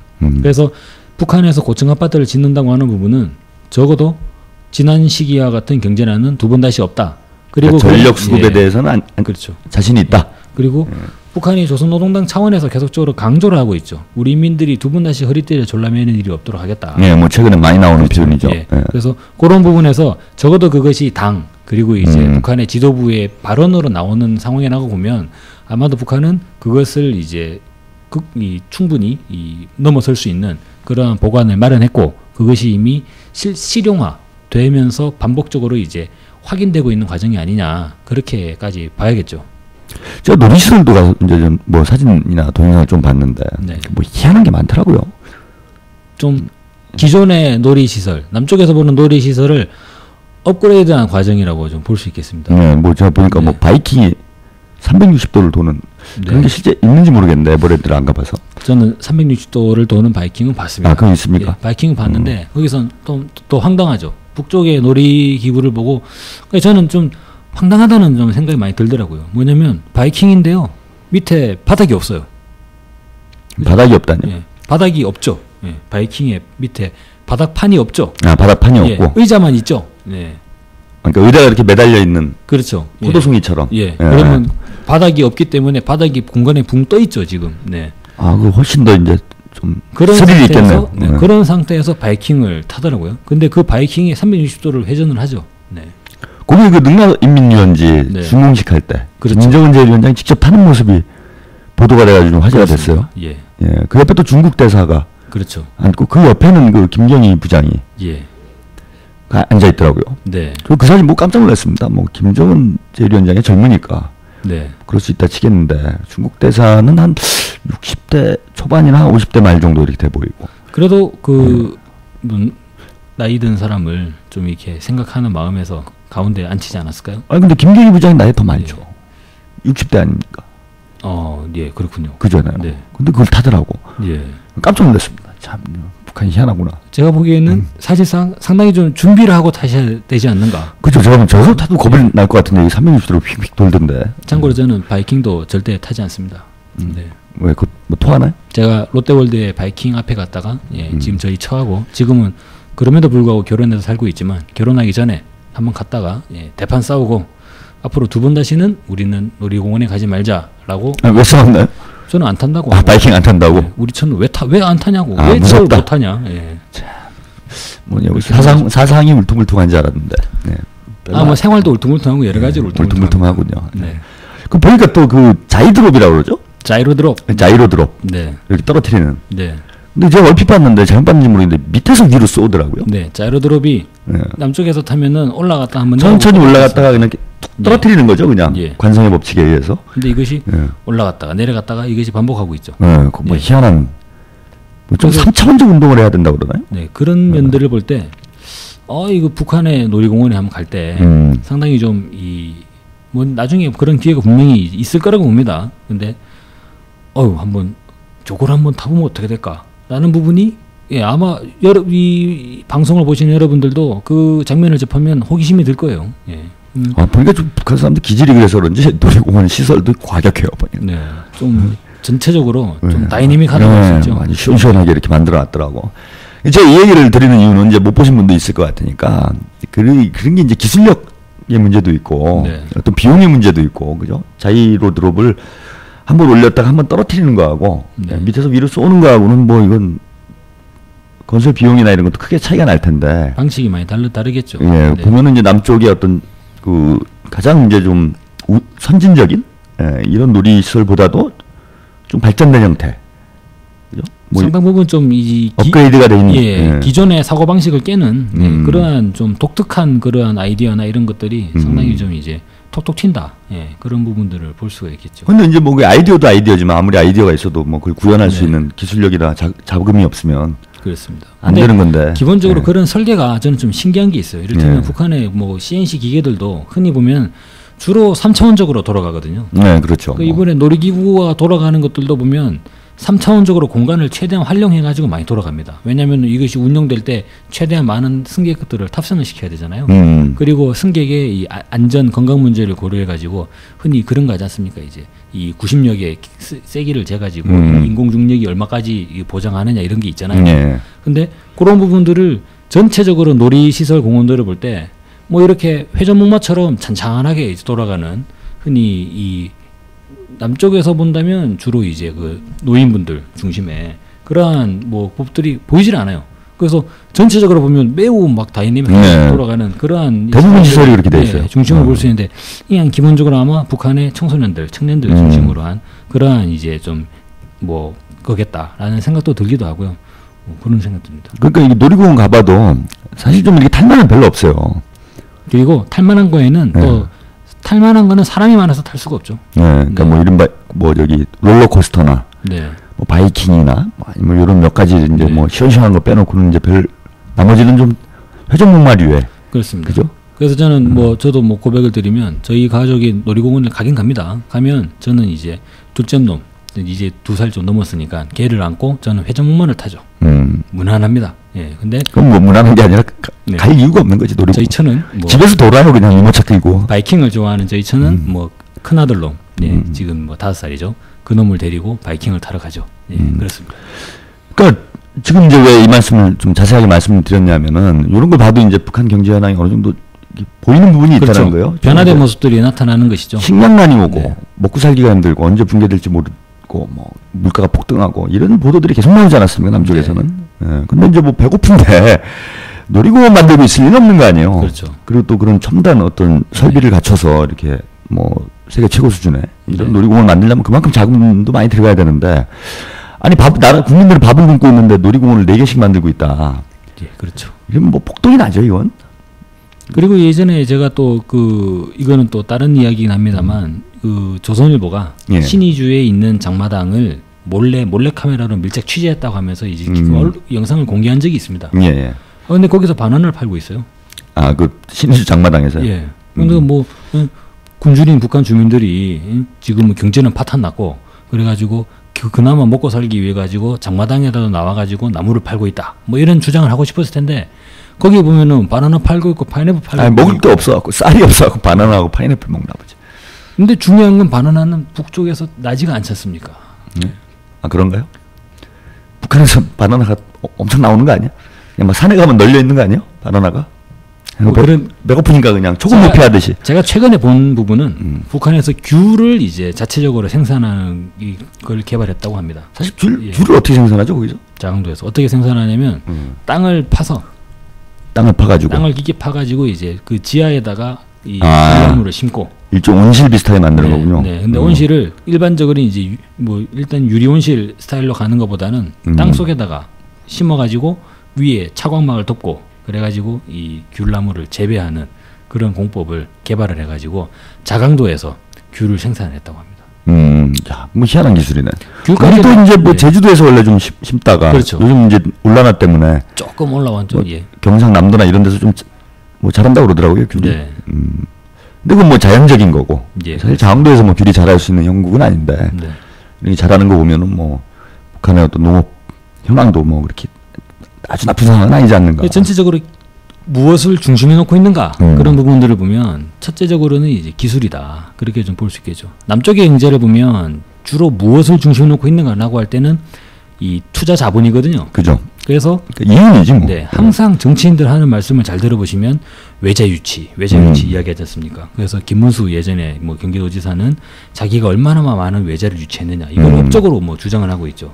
근데 사실상 이 경제가 운용되는 것이 이것이 장기적인 상황으로 보게 된다면 외자에 어차피 돈을 빌리는 거기 때문에 나중에 갚아야 됩니다. 그죠? 갚지 않더라도 이자를 내야 되죠. 아 그죠. 뭐 예. 빚이지 빚. 쉽게 그런 얘기하면. 면으로 어쩔 수 없이 묶일 수밖에 없는데 특히나 지금 뭐 가계부채가 논란이 되고 있는 상황에서 그래서 핵심적으로는 우리 가게가 잘 팔릴 수 있는 방법은 뭐냐면 그 자체 가게만의 비법을 만드는 것밖에 없어요. 이를테면 뭐 이를테면 일본에서 이런 걸 많이 하지 않습니까? 일본에 수많은 라면집이 있는데 우리 집만의 이 라면에 제조하는 특수한 기술을 개발해야지만이 그 가게가 번창할 그죠. 수가 오랫동안 할 수 있는 거지. 네. 경쟁해서 이길 그렇죠. 수 있는 거지. 근데 단순히 변변한 기술도 없으면서 기본적으로 맛이 없는데 아무리 밖에서 돈을 땡겨 와가지고 뭐 가게를 크게 지어봐야 그건 나중에 더 큰 빚으로 돌아올 수밖에 없다는 거죠. 그런 면을 봤을 때 북쪽에서 자본을 당겨올 수 없는 그러한 미국의 제재라는 그러한 이 외부적 조건이 있기 때문에 내적으로 기술 개발을 중심으로 그래서 전체적으로 보면 새로운 아이디어를 찾아내는 거, 새로운 기술을 개발하는 거 그런 면으로 상당히 많은 투자를 하고 있는 것 같아요. 그리고 특히나 이제 미국이라든지 최근에 서구 사회를 보면 여러 가지 회사들 중에서 그런 분은 많이 있습니다. 자기 직원들에게 이런 직원 사내 복지를 무제한적으로 보장해주는 그런 회사들이 있잖아요. 나 요즘 뭐 그죠? 예컨대 뭐 네. 야후라든지 그런 네. 것도 봤어요. 먹고 싶은 거는 뭐든지 먹을 수 있게 해주는 예, 그런 회사도 있고. 그리고 사람이 먹어봐야 뭐 얼마나 먹겠어. 그죠. 예. 그죠. 그래서 그것도 아니야. 그 잘 생각해 보면. 그렇죠. 전체적으로 본다면 뭐 들어가는 비용 얼마 뭐 크게 있지도 않은 거죠. 그리고 뭐 내부적으로 수영장이나 유락 시설들을 자유롭게 이용해 줄 수 있는 우리는 직원들에 대한 부분에는 뭐 전혀 아까운 줄은 모른다 하면서 오히려 직원들의 이러한 이제 복리 후생이 우리의 생산성을 담보해 준다. 뭐 이런 주장들 하고 있는데 저는 평양도 일정하게 그런 면으로 봤을 때 이 북한 주민들에 대한 그러한 이제 복리 후생적인 측면을 상당히 좀 강조하고 있지 않는가 이렇게 생각이 들더라고요. 예. 뭐 이렇게 몇 군데 좀 특색 있는 현지지도 단위들 이렇게 좀 살펴보면서 북한 경제 현황 좀 이야기를 나눠봤는데요. 노래 한 곡 듣고요. 계속 이야기 이어가도록 하겠습니다. 예, 혜은이의 제3한강교 보내드리도록 하겠습니다.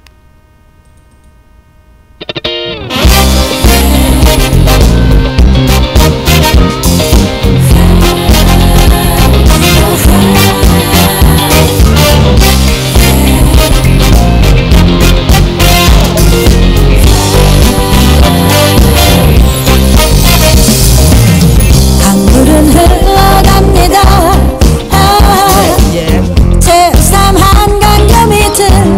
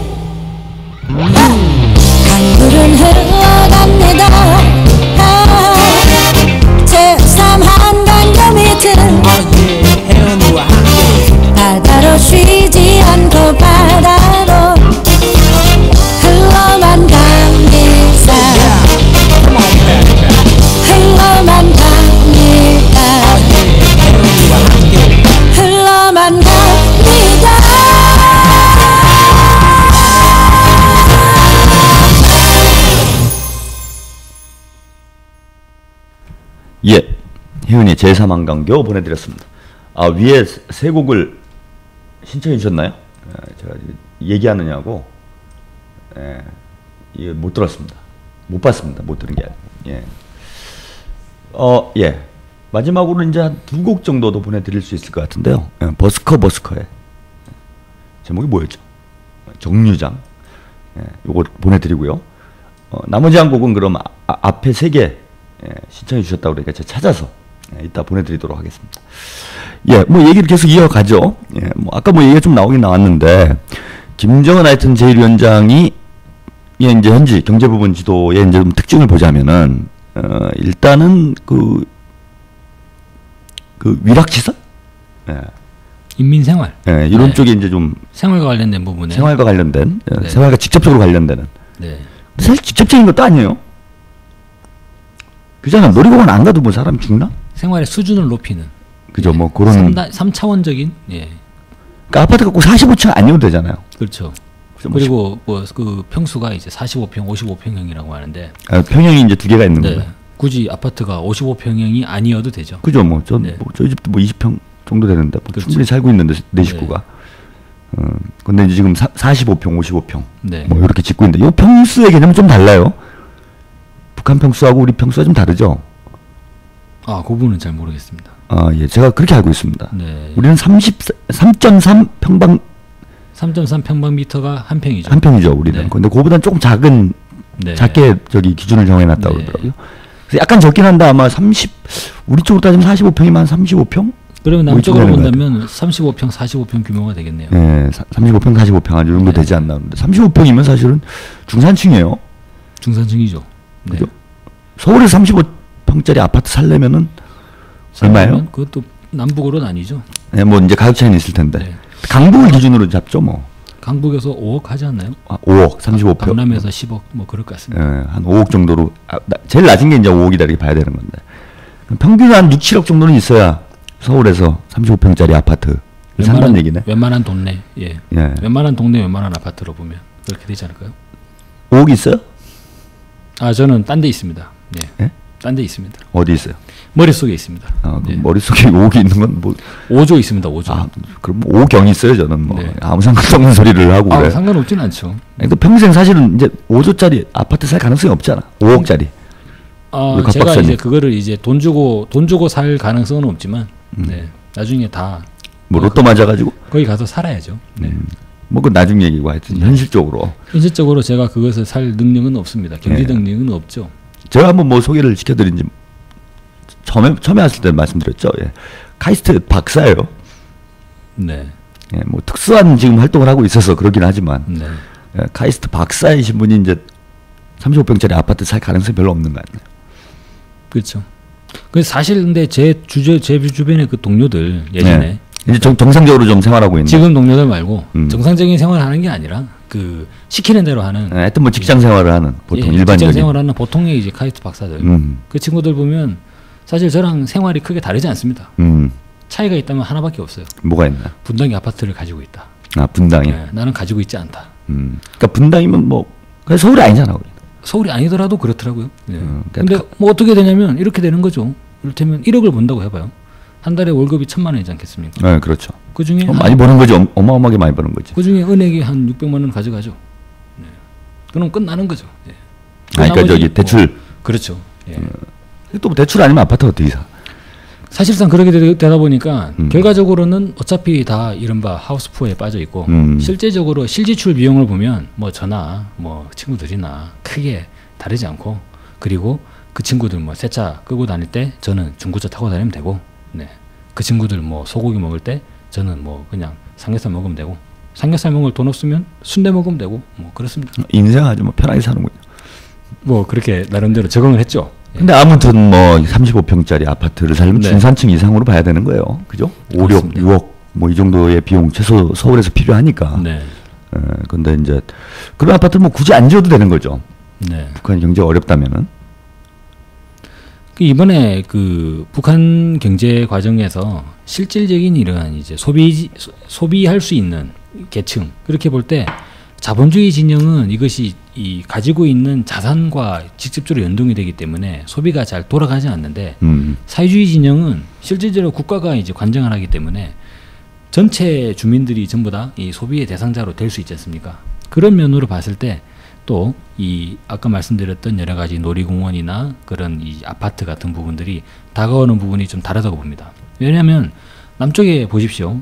서울을 보더라도 각종 이 대규모 아파트 단지를 짓긴 했습니다만 미분양이 많다 얘기를 하지 않습니까? 네, 그렇죠. 근데 과연 아파트에 들어갈 사람이 없는가? 그건 아니잖아요. 지금도 저희 동네를 보더라도 반지하 빌라에 살고 계시는 분들도 계시고 그렇습니다. 근데 아파트에 가고 싶은 사람은 많지만 아파트에 갈 수 있는 사람이 없는 거죠. 돈이 없는 거죠, 뭐 쉽게 예, 얘기하면. 그런 면에서 상당 부분에 좀 경제가 돌아가는 시스템이 문제 있는 시스템이다. 뭐 이런 생각이 좀 들고요. 그죠? 근데 이 북쪽에서는 이 접근을 어떻게 하는지 모르겠는데 상당 부분 좀 이 마인드 자체가 다르잖아요. 거기는 사회주의이기 때문에. 네, 그렇죠. 예. 근데 물론 이제 뭐 이 뭐냐 사회주의 경제 전체를 뭐 이제 차근차근히 뜯어볼 필요는 있습니다. 그래서 그렇게 종합적으로 분석할 필요는 있겠지만요. 사실상 아파트라든지 이번에 놀이공원 이런 부분을 볼 때도 국가가 전체를 관장하고 있는 놀이공원이기 때문에 이를테면 이 놀이공원에 들어올 수 있는 대상자들을 남쪽에서처럼 이 시장성을 조사한다는 측면에서 미리 이렇게 보진 않는다는 거죠. 네. 그래서 평양의 전체 주민들이 얼마면 누구들을 대상으로 해서 이 유원지를 만들게 된다. 이런 측면으로 좀 살펴볼 필요가 있지 않는가. 근데 남쪽에서 보게 된다면 이 요금을 책정하는 문제부터 해가지고 그러면 관련된 시장의 중산층이 얼마가 되고 그들의 소비 패턴이 어떻게 되고 이런 부분들을 체계적으로 분석을 해가지고 시장성을 이른바 시장성을 조사하지 않습니까? 네. 그런 면에서 시장성이라는 한 개념 자체가 남북이 상당히 다르지 않을까 그런 생각이 듭니다. 그러니까 아파트는 뭐 남쪽 같은 경우 자본주의 같은 경우 이제 분양을 하는 거죠. 그래갖고 네. 은행에서 빚을 내가지고 은행에 갚아주는 사실 은행에 파는 거죠. 네, 그렇죠. 그 이제 돈은 이제 서민들이 갚고. 그러니까 그건 이제 수익이 발생하는 거기 때문에 아파트는 뭐 이제 계속 지을 수 있는 건데 이제 수요가 이제 그만큼 없으면 분양이 안 되는 거고 이래서 이제 문제가 생기는 거긴 하지만은 북한 같은 경우는 이제 분양되는 게 아니잖아요 이게. 네. 그냥 뭐 속되게 표현하면 나눠줘 버리는 거 아닙니까? 쉽게 말씀드리면 뭐 임대주택 같은 그런 개념이라고 볼 수 있겠죠. 그냥 뭐 주거권을 주고. 네. 그렇다고 뭐 전세값을 내는 것도 아니에요. 네. 그러면 그 건설 비용은 이제 국가가 다 예. 그냥 충당이 돼버리. 소정의 부담을 져야 된다는 거 아닙니까? 소정의 관리비는 이제 내는 걸로. 관리비가 이제 운영이 돼야 되니까. 나와 있죠. 예. 근데 뭐 보증금이랄지 무슨 네. 전세값이 있는 것도 아니고 월세를 내는 것도 아니고요. 네. 기본적인 건설 비용은 이제 그 국가가 국가가 다 책임을 지는. 국가가 책임질 수밖에 없죠. 네. 북한의 그 경제 현황에서 분명히 그렇습니다. 북한 정부 외에 그러한 이제 대규모적인 아파트 단지를 공사를 할 수 있는 그러한 경제 주체는 없지 않습니까? 아니 기업이 없으니까. 뭐. 네, 그렇죠. 아니 국가 기업에는 기업이 네. 없는 상태에 국가 다 책임져야 되는 건데. 네. 그러니까 이제 그걸 돈을 주고 파는 경우에는 네. 수익이 발생하니까 이제 계속 그렇죠. 마구 줄 수 있는 거 아닙니까? 네. 그 자본이 계속 유지가 되니까. 돌아갈 수가 있죠. 근데 이건 그냥 사실은 어떤 면에서 보면 지출이 되는 거잖아요. 네, 그냥 거의 복지에 가까운 네. 개념이라고 하는 건데 그렇게 되면 국가 부담은 사실 2배, 3배 더 커진다고 봐야 되는 거 아니겠습니까? 커지는 부분이죠. 그러니까 우리 각하께서도 뭐 뉴타운을 짓고 뭐 이렇게 하셨지만 네. 이거는 이제 돈 받고 파는 거니까 네. 뭐 민간 업체들이 해서 실제로 뉴타운은 돈 받고 팔았기 때문에 뉴타운이 실패해도 그 실패한 여파가 누구한테 가냐면 건설사들이 가는 게 아닙니다. 그죠? 그 뉴타운에 들어간 입주민들 그 입주자들이 그리고 뉴타운들에서 쫓겨난 철거민들 그분들에게 이 부담이 가는 거죠. 그러니까 국민들이 부담을 가는 거기 때문에 네. 국가나 이제 기업들이 책임질 부분은 별로 없는 장사 잘 되면 이제 돈 버는 거고 네. 그럼 이제 계속 지어 나갈 수가 있는 건데 뭐 북한 같은 경우에는 창관거리 아파트를 지어놨다 그러면은 뭐 그걸로 다 지출인 거 아닙니까? 그렇죠. 거기서 뭐 다시 자본이 생겨가지고 또 다른 데 짓고 이런 게 아니라 네. 국가 차원에서 보면 다 지출을 해버리는 이런 개념이기 때문에 사실 경제적 부담은 이제 2배, 3배 더 큰 걸로 봐야 되지 않는가. 네. 이런 거고. 뭐 아까 유의시설도 이제 말씀을 잠깐 했는데. 유의시설도 그렇죠. 제가 잘 못 봐서 그런 건지 흥미로운 게 계산대가 매표소가 없어요. 네. 이제 청년 개성공원도 그렇고 이번에 능라도 인민유원지 네. 준공식하는 이 장면을 봤는데 이제 입구에 아치 모양으로 이렇게 큰 문을 만들어 놨습니다. 네. 근데 입구에 뭐 보통 보면은 그런 게 있잖아 매표소. 네. 갖고 이제 받고 옆에는 이제 표 팔고 이렇게 하는 네. 데가 있는데 그냥 뻥 뚫려 있어요. 네. 그래서 제가 볼 때 일단 입장은 무료인 것 같다. 네. 네, 요거는 이제 확인이 된 거고, 뭐 그건 그럴 수 있다고 봅니다. 사실 저는 입장은 무료로 해도 된다고 보거든요, 놀이공원은. 네. 롯데월드 같은데, 나 서울랜드도 사실 입장료를 받는 건 좀 문제가 있다고 봐요.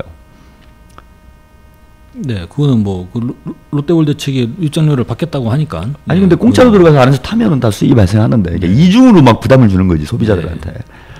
근데 이제 놀이시설은 그 운영을 하려면 돈이 들어가야 되니까 그거는 이제 돈을 좀 받아야 되지 않나. 네. 뭐 이렇게 생각할 수 있는데 그 보는 동영상을 보니까 없어요, 매표소가. 아무리 눈을 씻고 봐도 이제 잘 못 본 건지. 무료 입장이 아닐까. 예, 생각할 수 있죠. 충분히 그렇게 생각할 수 있습니다. 그럼 그건 뭐 완전히 그냥 돈을 갖다 퍼 붓는 거 아닙니까? 네. 그렇게 볼 수 있죠. 그러니까 뭐 자 아파트 문제나 그렇게밖에 결론이 나지가 않죠. 그죠? 그냥 국가 입장에서 보면은 이를테면 민영화해가지고 민간 기업이 추진하고 있는 사업이 아니라 어찌 보면 이제 국영 기업이 진행하고 있는 사업이기 때문에 그거는 이제 그런데 국영 기업이 그 사업을 진행했는데 예상되는 수익이 없죠. 왜냐하면 공짜니까. 근데 공짜로 될까요? 공짜는 아니지 않을까? 근데 그런 근데 제가 부분들도 안 보여요, 아무리 영상을 봐도. 네. 매표소가 없어요. 이렇게 뭐 놀이시설이 있으면은 그 옆에 이렇게 조그맣게 무슨 상자 모양을 만들어 놓지 않습니까? 그 부분은 확실한 것 같습니다. 기본적으로 수익 구조를 보고 맞는 건 아니다. 맞는 건 아니다. 그렇게 볼 수 있겠죠. 그리고 이를테면 북한의 기차나 열차 등이 운행하는 면들을 보더라도 이를테면 남쪽으로 보면 뭐 KTX 같은 것들도 엄청나게 요금을 내잖아요. 요즘 KTX 비쌉니다. 그래서 이럴 줄 KTX 가 알았어. 결국 가격 인상의 어떤 방법인 줄 알았어. KTX가 흑자를 내는 거잖아요. 네. 예. 그래서 KTX를 대규모 이제 고속철 공사를 해놓으면 그게 나중에 입장료로 그러니까 뭐죠 이게 그 운임으로 운임으로 이렇게 다 돌아오게 돼 있는데 그 대표적인 게 저기잖아요. 민자도로. 그렇죠. 네. 그리고 탈 때마다 짜증나. 민자도로는 더 심각한 게 있죠. 기대되는 수익이 발생하지 않으면 국가가 돈을 대신 대납해 주게 돼 있죠. 보상해 줘야 되고. 네. 근데 북쪽에서 진행되고 있는 사업에서 민간 기업이 추진하고 있는 사업이 아니기 때문에 이거는 전체적으로 이제 국영 기업이 책임져야 되는 그러한 상황으로 된다 이렇게 말씀드릴 수 있죠. 그런데 지금 북한 경제가 그러니까 아까 말씀드린 대로 이제 요 얘기를 좀 드리려고 길게 얘기를 한 건데 그 김정은 제1위원장이 보면은 이제 주민 생활을 향상시키기 위한 뭐 특히 민생 분야에서도 굳이 필요하지 않은 그죠? 고층 아파트나 굳이 필요하지 않은 거 아닙니까? 뭐 경제가 어려우면 한 18평 솔직히 한 18평만 지어줘서 생활 필수품으로 분류되지 않는 그죠? 약간 그 이외의 것들을 나오고 있는 거죠. 반드시 생존을 하는데 필요한 것이 아닌 뭐 이런 부분에 경제 지도가 집중이 되고 있는데 네, 그렇습니다. 이렇게 집중하고 있는 뭐 배경이 뭐라고 생각하십니까? 기본적인 경제 운용이 사실상 이제 자신이 있기 때문에 그렇지 않는가라는 생각이 들고 무엇보다도 전체 그 북한의 지금 이제 북한 지도부의 기본 목표가 사회주의 강성대국의 대문을 여는 그래서 전체적인 목표를 이제 사회주의 강성대국, 지금 사회주의 강성국가로 이제 목표를 잡고 있기 때문에 그 선상으로 나가는 게 북한의 전체적인 전략이지 않습니까? 그런 과정에서 이미 정치강국, 군사강국은 됐다. 그거는 이제 북한 사람들이 그렇게 주장을 하고 있죠. 그리고 우리의 남은 과제는 경제강국이다. 이런 얘기를 하고 있는데 그런 면에서 그 경제강국이라는 측면이 과연 뭐냐? 그래서 적어도 삼성반도체나 현대자동차에 필적할 만한 글로벌 기업을 육성하는 것이 경제강국이냐? 북한은 그렇게 보지는 않는 것 같아요. 그러니까 좀 수출 중심의 뭐 이런 그래서 방식이 아니고 기본적으로는 주민 생활 중심에 주민들이 이 원하는 것들을 이제 원하는 만큼 쓸 수 있는 뭐 그러한 부분들을 이제 중심으로 제기하고 있는 것이 아닌가라고 좀 판단이 되고 그렇게 봤을 때 이 북한은 전체적으로 이제 각종 기업소들이 전부 다 국영화돼 있지 않습니까? 그래서 그런 기업소들에서 나오는 여러 가지 이윤들을 주민생활 부분에 집중적으로 투자하는 그러한 구조가 형성돼 있는 부분이 아닌가 생각이 들죠. 근데 이제 국민들 보기에 납득이 안 되는 거는 뭐냐면 뭐 몇 년 전만 해도 북한이 무너지냐 마냐. 뭐 몇 년, 좀 오래된 얘기죠. 90년대 후반이니까 이제 한 10여 년 정도 된 얘기고. 15년 전 이야기죠. 또 뭐 북한이 뭐 맨날 뭐 쌀 달라고 그러고. 인도적 지원을 요청하고. 경제가 상당히 어렵단 말입니다. 최근 년만 하더라도. 근데 이제 그렇다고 북한의 어떤 경제 환경이 외적으로 볼 때는 바뀐 게 없어요. 바뀌지 않았죠. 아까 말씀하신 대로 뭐 수출을 할 수 있는 여건이 생긴 것도 아니고. 오히려 바뀐 부분은 이명박 정부의 오이사 조치로 더 어려워진 거죠 지금. 남북협력이 중단돼버렸고. 외부와의 어떤 교역은 더 힘들어진 형국이 됐고. 특히나 최근에 북중 간의 협력을 강화한다고 하지만 그 어찌 뭐 예전에 남북 협력에 비할 바가 있겠습니까, 그죠? 네, 오히려 대외 환경은 더 어려워진 조건인데 네. 갑자기 북한이 좋아질 리가 있냐? 네. 네? 저거 뭐 쇼하는 거 아니냐? 네. 뭐 제가 동아일보 기사가 보니까 뭐 북한도 뭐 뉴타운 열풍, 뭐 이라고 귀족들만 간다, 뭐 그렇죠. 창광거리에는 네. 이런 소리하고 또 유의시설도 보니까 다 귀족들만 가는 거다. 네. 이런데 이제 오히려 더 신빙성이 있어 보인단 말입니다. 그렇게 그렇죠. 그 논리를 만들고 있죠. 네. 이를테면 제가 본 것이 중앙일보 기사였는데 북한의 워터파크 네. 거기서 이제 북한 아이들이 놀고 있는 사진을 딱 찍어놓고 밑에다가 그 사진의 제목을 뭘로 잡았냐면 이들의 부모는 과연 누구? 네, 뭐 그런 식으로. 이런 식으로 자리를 잡아놨다는 거죠. 어떤 특권층들만 네. 뭐 이런 혜택을 받는 거 아니냐. 그렇죠. 예, 뭐 이런 이제 보도들이 많이 나오고 또 네. 대부분 국민들도 그렇게 생각을 하세요. 네. 근데 여기서 이제 분명하게 말씀드릴 수 있는 거는 일단은 그런 주장 자체가 예전에 비해서 보수 진영이 후퇴한 거다 이렇게 말씀드릴 수 있죠. 왜냐하면 뭐 왜 그런가요? 보수 진영은 예전에는 북한은 다 굶어 죽는다고 얘기했기 때문이죠. 예. 이를테면은 그 조선일보가 얘기한 바가 있습니다. 북한에는 당 비서가 당 일꾼들이 핵심인데 지금 당에 일하는 사람들도 굶어 죽고 있다.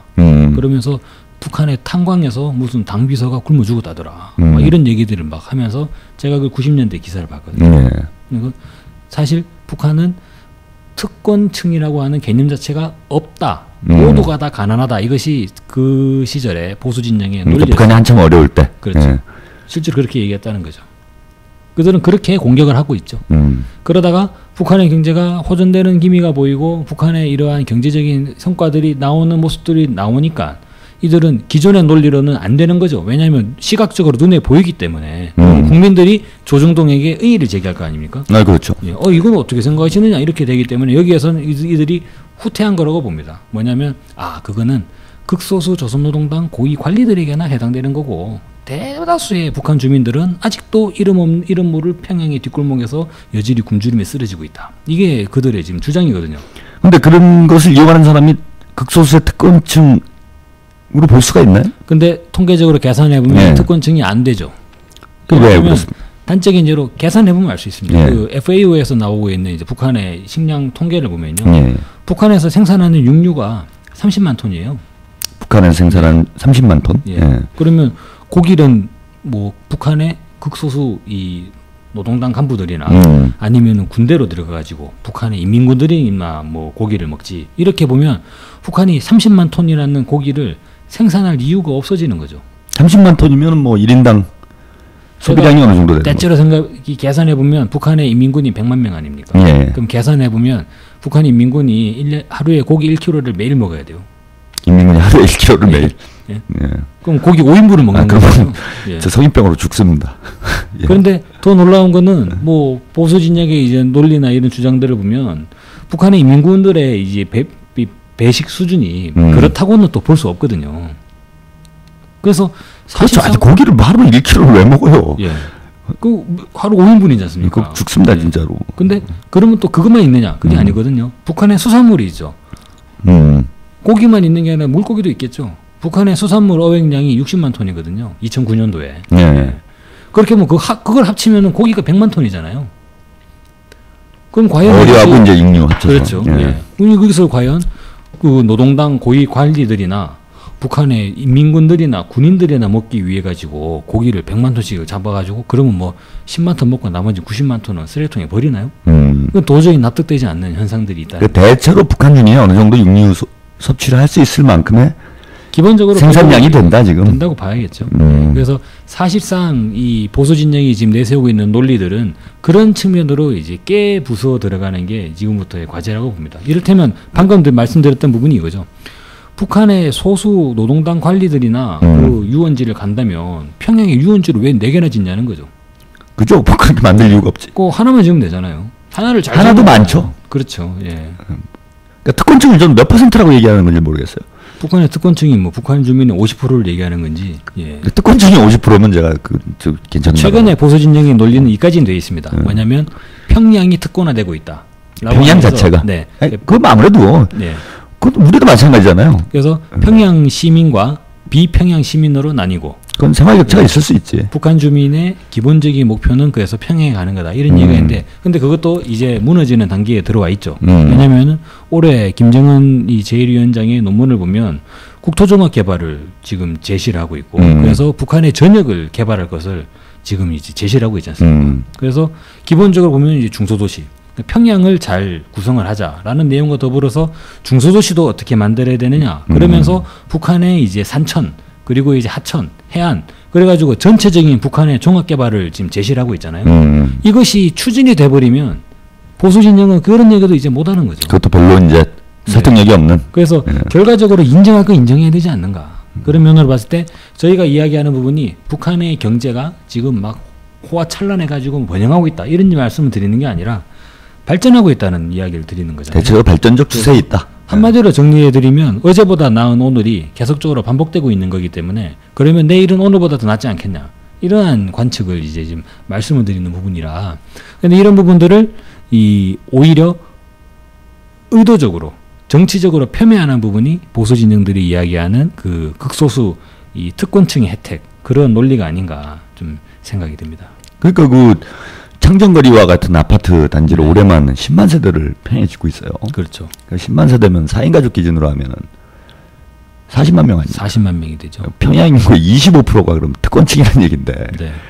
우리 특권층 25%면은 그리고 상당히 뭐 이건 두터운 나라죠. 더욱이 아파트 관련된 부분에서 또 중요시 봐야 될 부분은 새 집에 들어가는 대상이 그렇게 된다면 그들이 살고 있는 집이 또 있지 않습니까? 그러니까 다 한 단계씩 업그레이드가 돼버리는 거죠. 그러면 전체적으로 평양 시민 전반적으로 주거 환경이 업그레이드 된다고 봐야겠죠. 그 예전에 이제 18평 뭐 이런 건 이제 서서히 없어지는 단계로 봐야 돼. 네, 그 예전에 이제 예전에 저희가 김대중 노무현 정부 시절에 그때 북한의 영상 매체나 이런 것들을 보면 상당히 좀 이제 좁은 아파트에 살고 있는 장면을 좀 볼 수 있습니다. 아무래도 사회주의 국가에서는 그렇게 할 수밖에 없죠. 푸른 눈의 평양 시민 뭐 그러한 영화도 있었는데 거기 보시면 그 외국인이 평양에 살고 있는 외국인인데 그 사람도 상당히 한 20평 정도 되는 아파트에 살고 있었는데 그런 부분들이 지금 점점점 개선되는 방향으로 그러니까 35평, 45평을 표준형으로 해서 그렇죠. 대체적으로 맞춰가고 있는데 근데 뭐 한국도 그럼 저는 그거 웃기는 소리 같더라고요. 북한의 아파트가 좁다 이런 얘기를 하는데 네. 근데 우리는 대부분 서민들이 그렇게 살잖아요. 20평. 그렇죠. 그러니까 북한은 제가 볼 때는 북한은 무슨 무인도원인 줄 알고 있는 사람들이 있는 것 같아. 네. 예? 보수 세력들이 오히려 북한을 찬양하고 있습니다. 제가 보면 20평 아파트가 기본인 거죠. 평균인 거지. 예. 그러지 않나요? 예. 서울에도 한 20평 하여튼 초중반 여기 사는 주민들이 제일 많겠죠. 제일 많죠 현재. 그죠. 현재 제일 많을 것 같습니다. 제가 보면은. 그러면은 뭐 20평짜리 사실 아파트를 국가에서 무상으로 지급한다는 것 자체도 이렇게 폄하해서 평가할 문제는 아닌데. 네. 보면은 뭐 그런 게 뭐가 문제가 있는 듯이 그동안 보도를 아마 해왔다는 이 거죠. 한국 사회에서 20평짜리 아파트 이번에 여러 대선 주자들이 나오고 계십니다만 이 대선 주자들 중에 한 분이라도 제가 만약에 대통령 당선되면 여러분들에게 이 100만 세대 아파트를 무료로 드리겠습니다. 뭐 실제로 20평으로. 예. 평수는 18평, 20평 두 가지만 하지 뭐. 실제로 그런 주장을 펼치셨던 대선 주자가 계셨습니다. 그죠? 예전에 정주영 맞아요. 현재 그랬었죠. 명예 회장이 대선 출마하셨을 때 그랬거든요. 아파트 10만 세대를 무상으로 지급하겠다. 제가 그 기억하고 있는 이유가 저희 부모님이 거기에 혹하셔가지고 정주영 찍으셨나요? 예, 그렇습니다. 100만 세대. 그럼 40만 세대를 이미 공급을 한 거 아니에요? 그렇죠. 35평으로 그것도. 예, 그런 면으로 봤을 때 실제로 평수를 가지고 따질 수 있는 계지는 아니라는 거죠. 네. 그럼 하여튼 뭐 전반적으로 볼 때 북한 경제가 그럼 예전과 다르다. 이렇게 예전과 달라진 배경이 납득이 안 된다는 거예요, 갑자기. 네. 그게 뭐 원인이 어디 있다고 봅니까? 거기 그러니까 믿을 수가 없는 거죠, 국민들이 보기에도. 저런 그림들은 자꾸 나오는데 저는 뭐가 뭐 꼼수가 있는 거 아니냐, 사기를 치는 거 아니냐. 예전부터 이제 북한 경제에 대한 부분은 상당 부분 전문가들 사이에서 얘기가 많이 되어 왔습니다. 뭐냐면 너무 이렇게 막 배짱으로 막 너무 나간다는 거예요. 그래서 2012년에 뭐 대문을 연다 그러고 그래서 많은 전문가들이 이야기했죠. 북한이 저렇게 시기를 박으면서까지 얘기한 적이 없었는데 왜 저러나.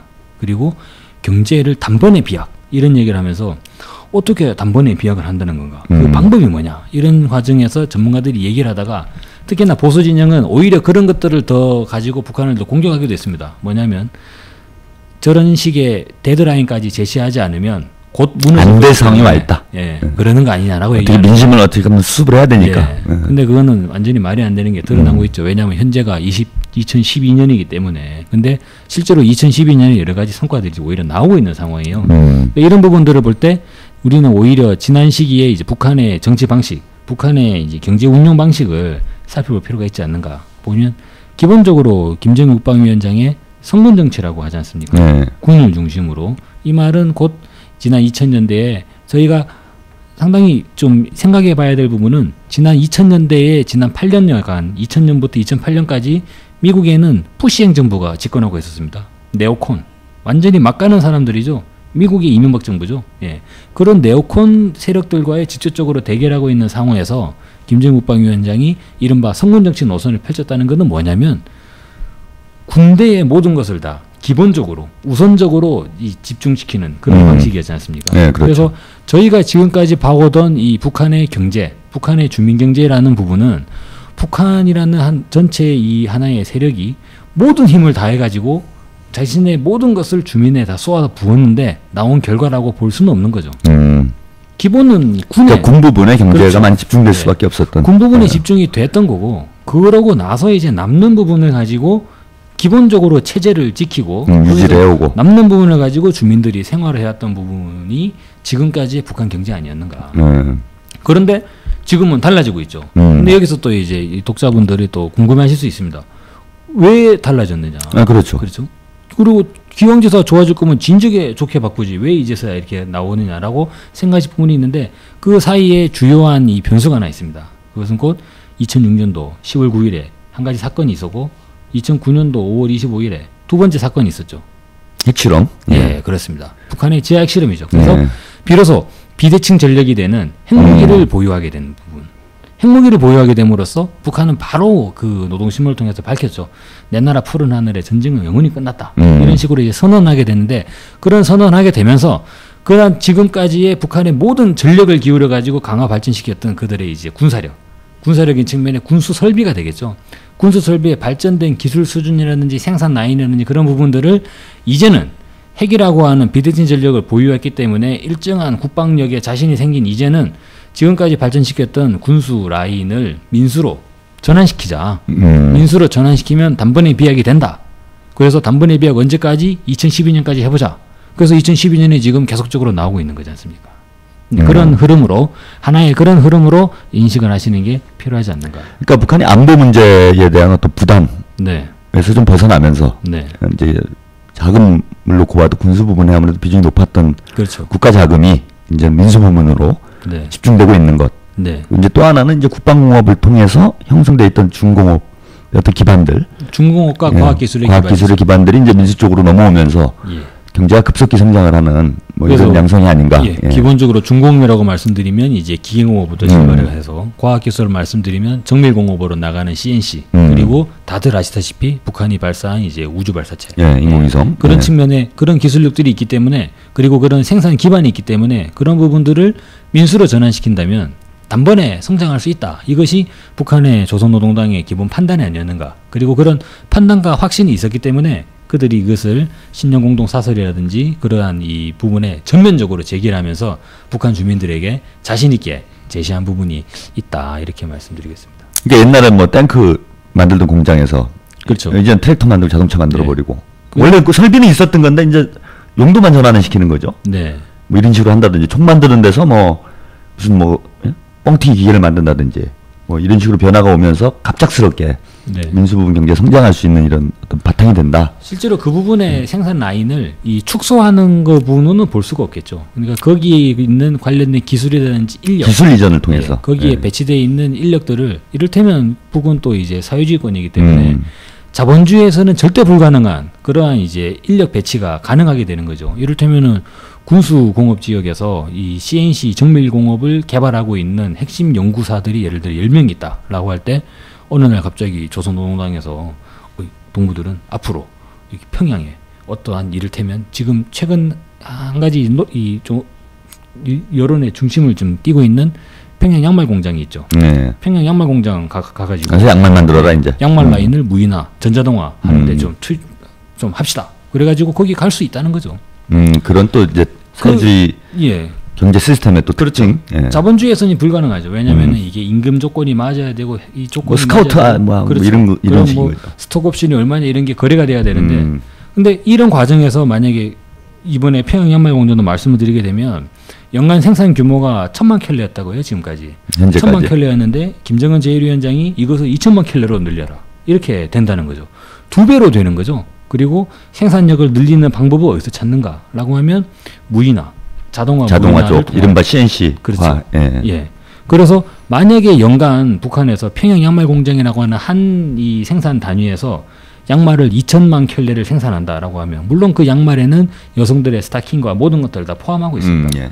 2,000만 켤레를 생산한다 그러면 북한의 모든 주민들에게 다 돌아가는 거잖아요.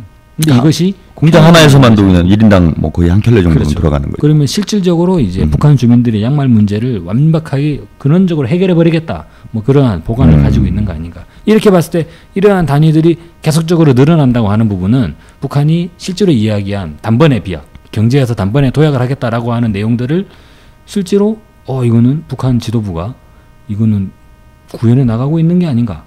이런 부분에서 사실상 이 남쪽의 연구자들이 좀 많이 연구를 해야 될 필요가 있고요. 그리고 좀 관련된 내용들을 많이 좀 이렇게 좀 관찰을 하고 점검을 할 필요가 있고 또 이명박 정부로서도 관련된 지금까지의 대북 정책을 재점검해 볼 필요가 있지 않는가 그렇게 말씀드리겠습니다. 예, 알겠습니다. 노래 한 곡 듣고요. 뭐 시간이 4시 40분을 가리키고 있는데요. 이제 마무리를 좀 해야 될 것 같습니다. 노래는요. 버스커의 정류장 보내드리겠습니다. 이제 뭐 전망하면서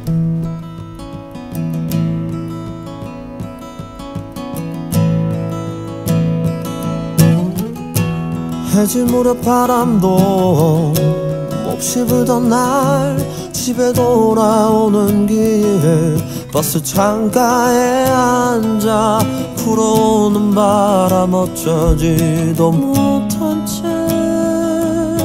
난 그저 멍할 뿐이었지.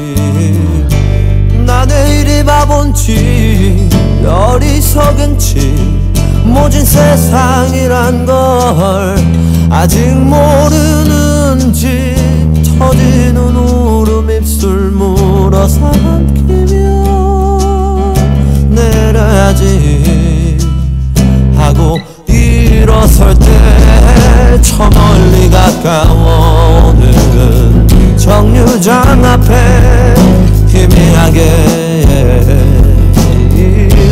일렁이는 언제부터 기다렸는지 알 수도 없는 발만 동동 구르고 있는 그댈 봤을 때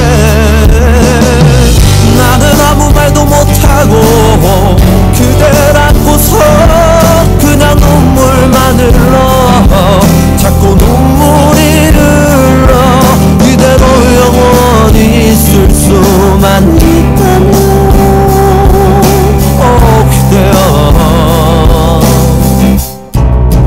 그대여서 고마워요.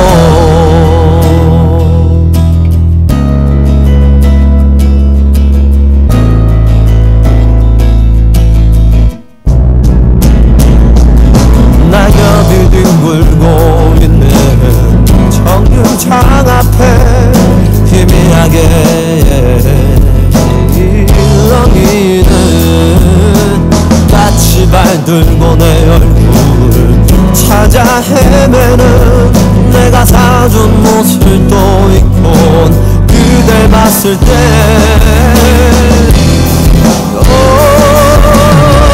나는 아무 말도 못하고 그댈 안고서 그냥 눈물만 흘러 자꾸 눈물이 흘러 이대로 영원히 있을 수만 있다면 그대여 그대여서 고마워요.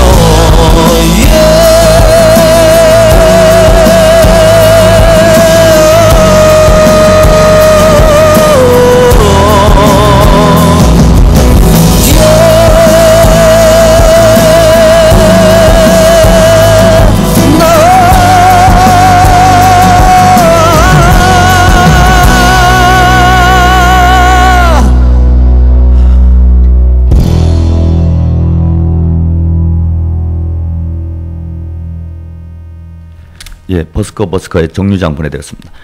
이제 뭐 시간이 마무리할 시간이 된 것 같은데요. 예, 뭐 쭉 좀 여기저기 김정인 제1위원장의 현지 지도를 중심으로 해서 북한의 경제 현황 좀 살펴봤습니다. 앞으로 이제 어떻게 될 건지 뭐 지금 보면 이제 대체적으로는 나아지고 있는 거 아니냐. 이건 뭐 사실은 흔히 알고 있는 전문가들의 전망하고는 다른 소리예요.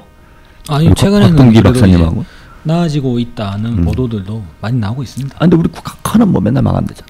아 각하는 전문가가 아니지 않습니까? 그래 돈을 뭐 맨날 모아야 된다 그렇고 뭐 통일세도 걷고. 그 비문학에서 항아리에다. 원래 모르는 사람이 뚝심 있게 밀어붙이면 그게 제가 골 때리는 거죠. 그죠? 네, 그래서 참 세계적인 또 관광 시설을 만들었죠. 어떤 강물을 풀게. 아 예, 그렇습니다. 저는 이거 빨리 저 유치를 해야 된다고 그래 관광객을. 네, 이거 어디 가서 볼 수가 있어요? 이거 녹조라떼? 네. 그 이번에 환경단체에서 이 그레이상, 회색상을 받으셨죠 이명박 대통령께서. 참 대단합니다. 근데 하여튼 남북관계 좀 오판을 하고 있는 이런 측면이 네. 있는데, 자 김정은 시대의 북한 경제, 네. 뭐 앞으로 어떻게 될 거라고 봅니까? 뭐 예. 요즘 뭐 개혁 개방 얘기도 좀 있죠. 개혁을 할 것이다. 개방은 아니고. 그 저는 이제 예. 뭐 예, 개방은 없지 않는가. 예. 근데 개혁은 뭐 가능하다고도 봅니다. 가능하다고도 보는데 기본적으로는 이 김정은 제1위원장의 이 현재 행보, 2012년의 경제 과정을 저는 오히려 이제 북한의 새 세대들, 북한의 이제 젊은 세대들이 이것을 어떻게 받아들이겠는가 그런 면으로 좀 보고 싶더라고요. 그렇게 봤을 때 이른바 이 젊은 지도자, 새로운 지도자 이렇게 많이 이야기하지 않습니까? 네, 그렇죠. 그런데 북한의 새로운 세대들이 김정은 제1위원장의 등장을 어떻게 보겠는가라고 할 때 이를테면 이 북한의 대다수의 이제 예전에 김일성 주석 그리고 김정일 국방위원장 이런 기존의 북한의 지도자들은 나름대로의 어떤 이미지가 있다는 거죠.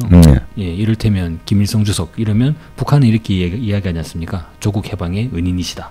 이런 것으로 이제 딱 이미지를 항일 투쟁에서 그렇죠. 뭐 이런 또 딱 카리스마가 있죠. 네. 예. 그리고 이제 김정일 국방위원장 그러면은 이 이른바 성군 정치 그래가지고 이 고난의 행군을 그러니까 우리가 이겨냈다. 사회주의를 지켜냈다. 그렇죠. 예. 사회주의를 지켜낸 그러한 이제 장군형의 이러한 우리 위원장 이러한 북한은 이야기가 있지 않습니까? 네, 그렇죠. 그랬을 때 김정은 제1위원장을 어떤 이 지도자로 그렇게 뭐 할까라고 봤을 때 기본적으로 보면 일종의 이 첨단형의 지도자.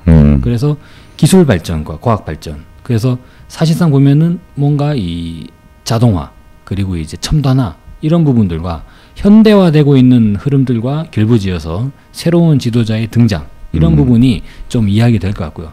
최근에 보면 오늘 말씀을 드리진 못했지만 이를테면 북한에서 아이패드가 뭐 출시가 돼가지고 나온다든지요. 이러한 여러 가지 변화들이 젊은 층들이 상당히 민감하게 변화할 수 있는 그런 부분들은 하나를 또 확고하게 좀 틀어지고 있지 않는가. 특히나 또 이제 북한의 대중문화 같은 측면에서도 이 이른바 그 모란봉 악단의 시범 공연을 통해 보더라도 사실 이것은 이제 북한의 이른바 하나의 이 유행이나 문화, 사회적 분위기를 딱 장악을 하고 있는 세대는 청년이잖아요. 그 나라의 미래를 보고 싶으면 그 나라 청년들의 눈빛을 보면 되지 않습니까? 그래서 그렇죠. 북한의 청년들의 이 마음을 틀어주는데 김정은 제1위원장이 지금까지 행보를 봤을 때는 일정 부분 이게 지금 성공하고 있는 거 아닌가. 그렇게 봤을 때 북한의 체제 기본적으로 김정은 제1위원장을 중심으로 한 이 기본 정치 구조가 아래로부터의 결속이 이것이 지금 이제 해결되고 있는 그러한 과정. 그러니까 젊은 층으로부터의 그렇죠. 또 지지 기반이 네. 확고해지는. 그래서 하나의 이른바 세대 교체가 이 가시화되고 그것이 이제 실질적으로 더욱더 높은 추진력을 내고 있는 상황으로도 이 진단해야 된다. 예, 그런 말씀 하나 드리겠고요. 그런 측면으로 봤을 때 기본적으로 이제 체제 결속력이 자신감이 있기 때문에 기본적인 경제 개혁은 충분히 가능하다고 봅니다. 이런 이제 정치적인 어떤 결속력이 높은 조건에서 그렇죠. 예. 뭐 다소간의 어떤 개혁은 있을 수 있다. 네. 근데 이것이 물론 이제 개방과 개혁은 차이가 있는 거지 않습니까? 예를 들면 이제 경제를 개방한다고 하는 부분은 외국 자본을 끌어들이는 부분이고, 그래서 이른바 이 서방의 이제 이 자본. 그러니까 자본주의에 좀 편입되는 의미로 쓰는 거죠. 그렇죠. 개방이라는 개념은 네. 예, 자본주의 경제 틀에 편입되는. 이를테면 뭐 중국식 이 개혁 개방이 좀 시장 경제 쪽으로 기우는. 네, 그렇게 이제 볼 수 있겠죠. 근데 개혁이라고 하는 측면은 그 자체에 북한이라고 하는 사회주의 경제 시스템 그 자체의 효율성 높이는 문제 그렇게 좀 볼 수가 있겠죠. 그래서 이 이를테면 북한 주민들의 이 생산성을 어떻게 더 높일 것인가 그런 부분으로 접근하는 측면이 있기 때문에 저는 개혁은 당연히 계속적으로 좀 진행되는 부분이 있지 않겠나. 그리고 그것의 개혁이 이 상당히 좀 이렇게 뭐죠? 획기적이고 그리고 매우 이제 파격적인 측면으로 그렇게 느껴지는 그러한 개혁도 분명히 저는 가능하다고 봅니다. 근데 그것이 파격적인 그러한 개혁이 나타난다면 그거는 꼭 무엇을 말하냐면 오히려 그것이 더 북한의 체제가 공고하고 유지되고 있다는 그 안정성을 이야기하는 것이고요. 북한 지도부의 이 뭐죠? 이 정치 내용, 이 전체 흐름이 밑으로 기층 단위로까지 일목요연하게 이것이 이제 소통되고 있는 과정이다. 이렇게 봐야 되지 않겠습니까?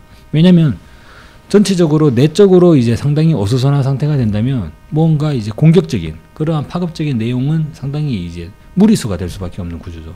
근데 지금의 이 북한의 2012년에 전체적인 흐름을 보게 된다면 이 작년 연말에 이 북한에서는 이 이른바 그 김정일 국방위원장과 관련한 그러한 일이 있었다 하더라도 올해에 있어서 상당히 빠른 시일 내에 이것을 극복해낸 부분이 아닌가. 네. 그리고 올해 2012년도 하반기로 넘어가고 있습니다만 2012년에 물론 뭐 이번에 베이징 런던 올림픽에서 북한 대표들이 또 이제 좀 전혀 다른 모습들을 좀 보여주고 있는 측면도 있습니다만요. 뭐 최대 성과를 냈죠. 네. 그래서 세계 속에 나타나는 모습들이 예전과 다르다. 예. 그런 면에서 북한이라는 화두는 상당히 우리가 주목해 볼 필요가 있고 더욱이나 이제 올해 대선을 앞두고 있는데 대선 이후에 정권이 교체가 되면요.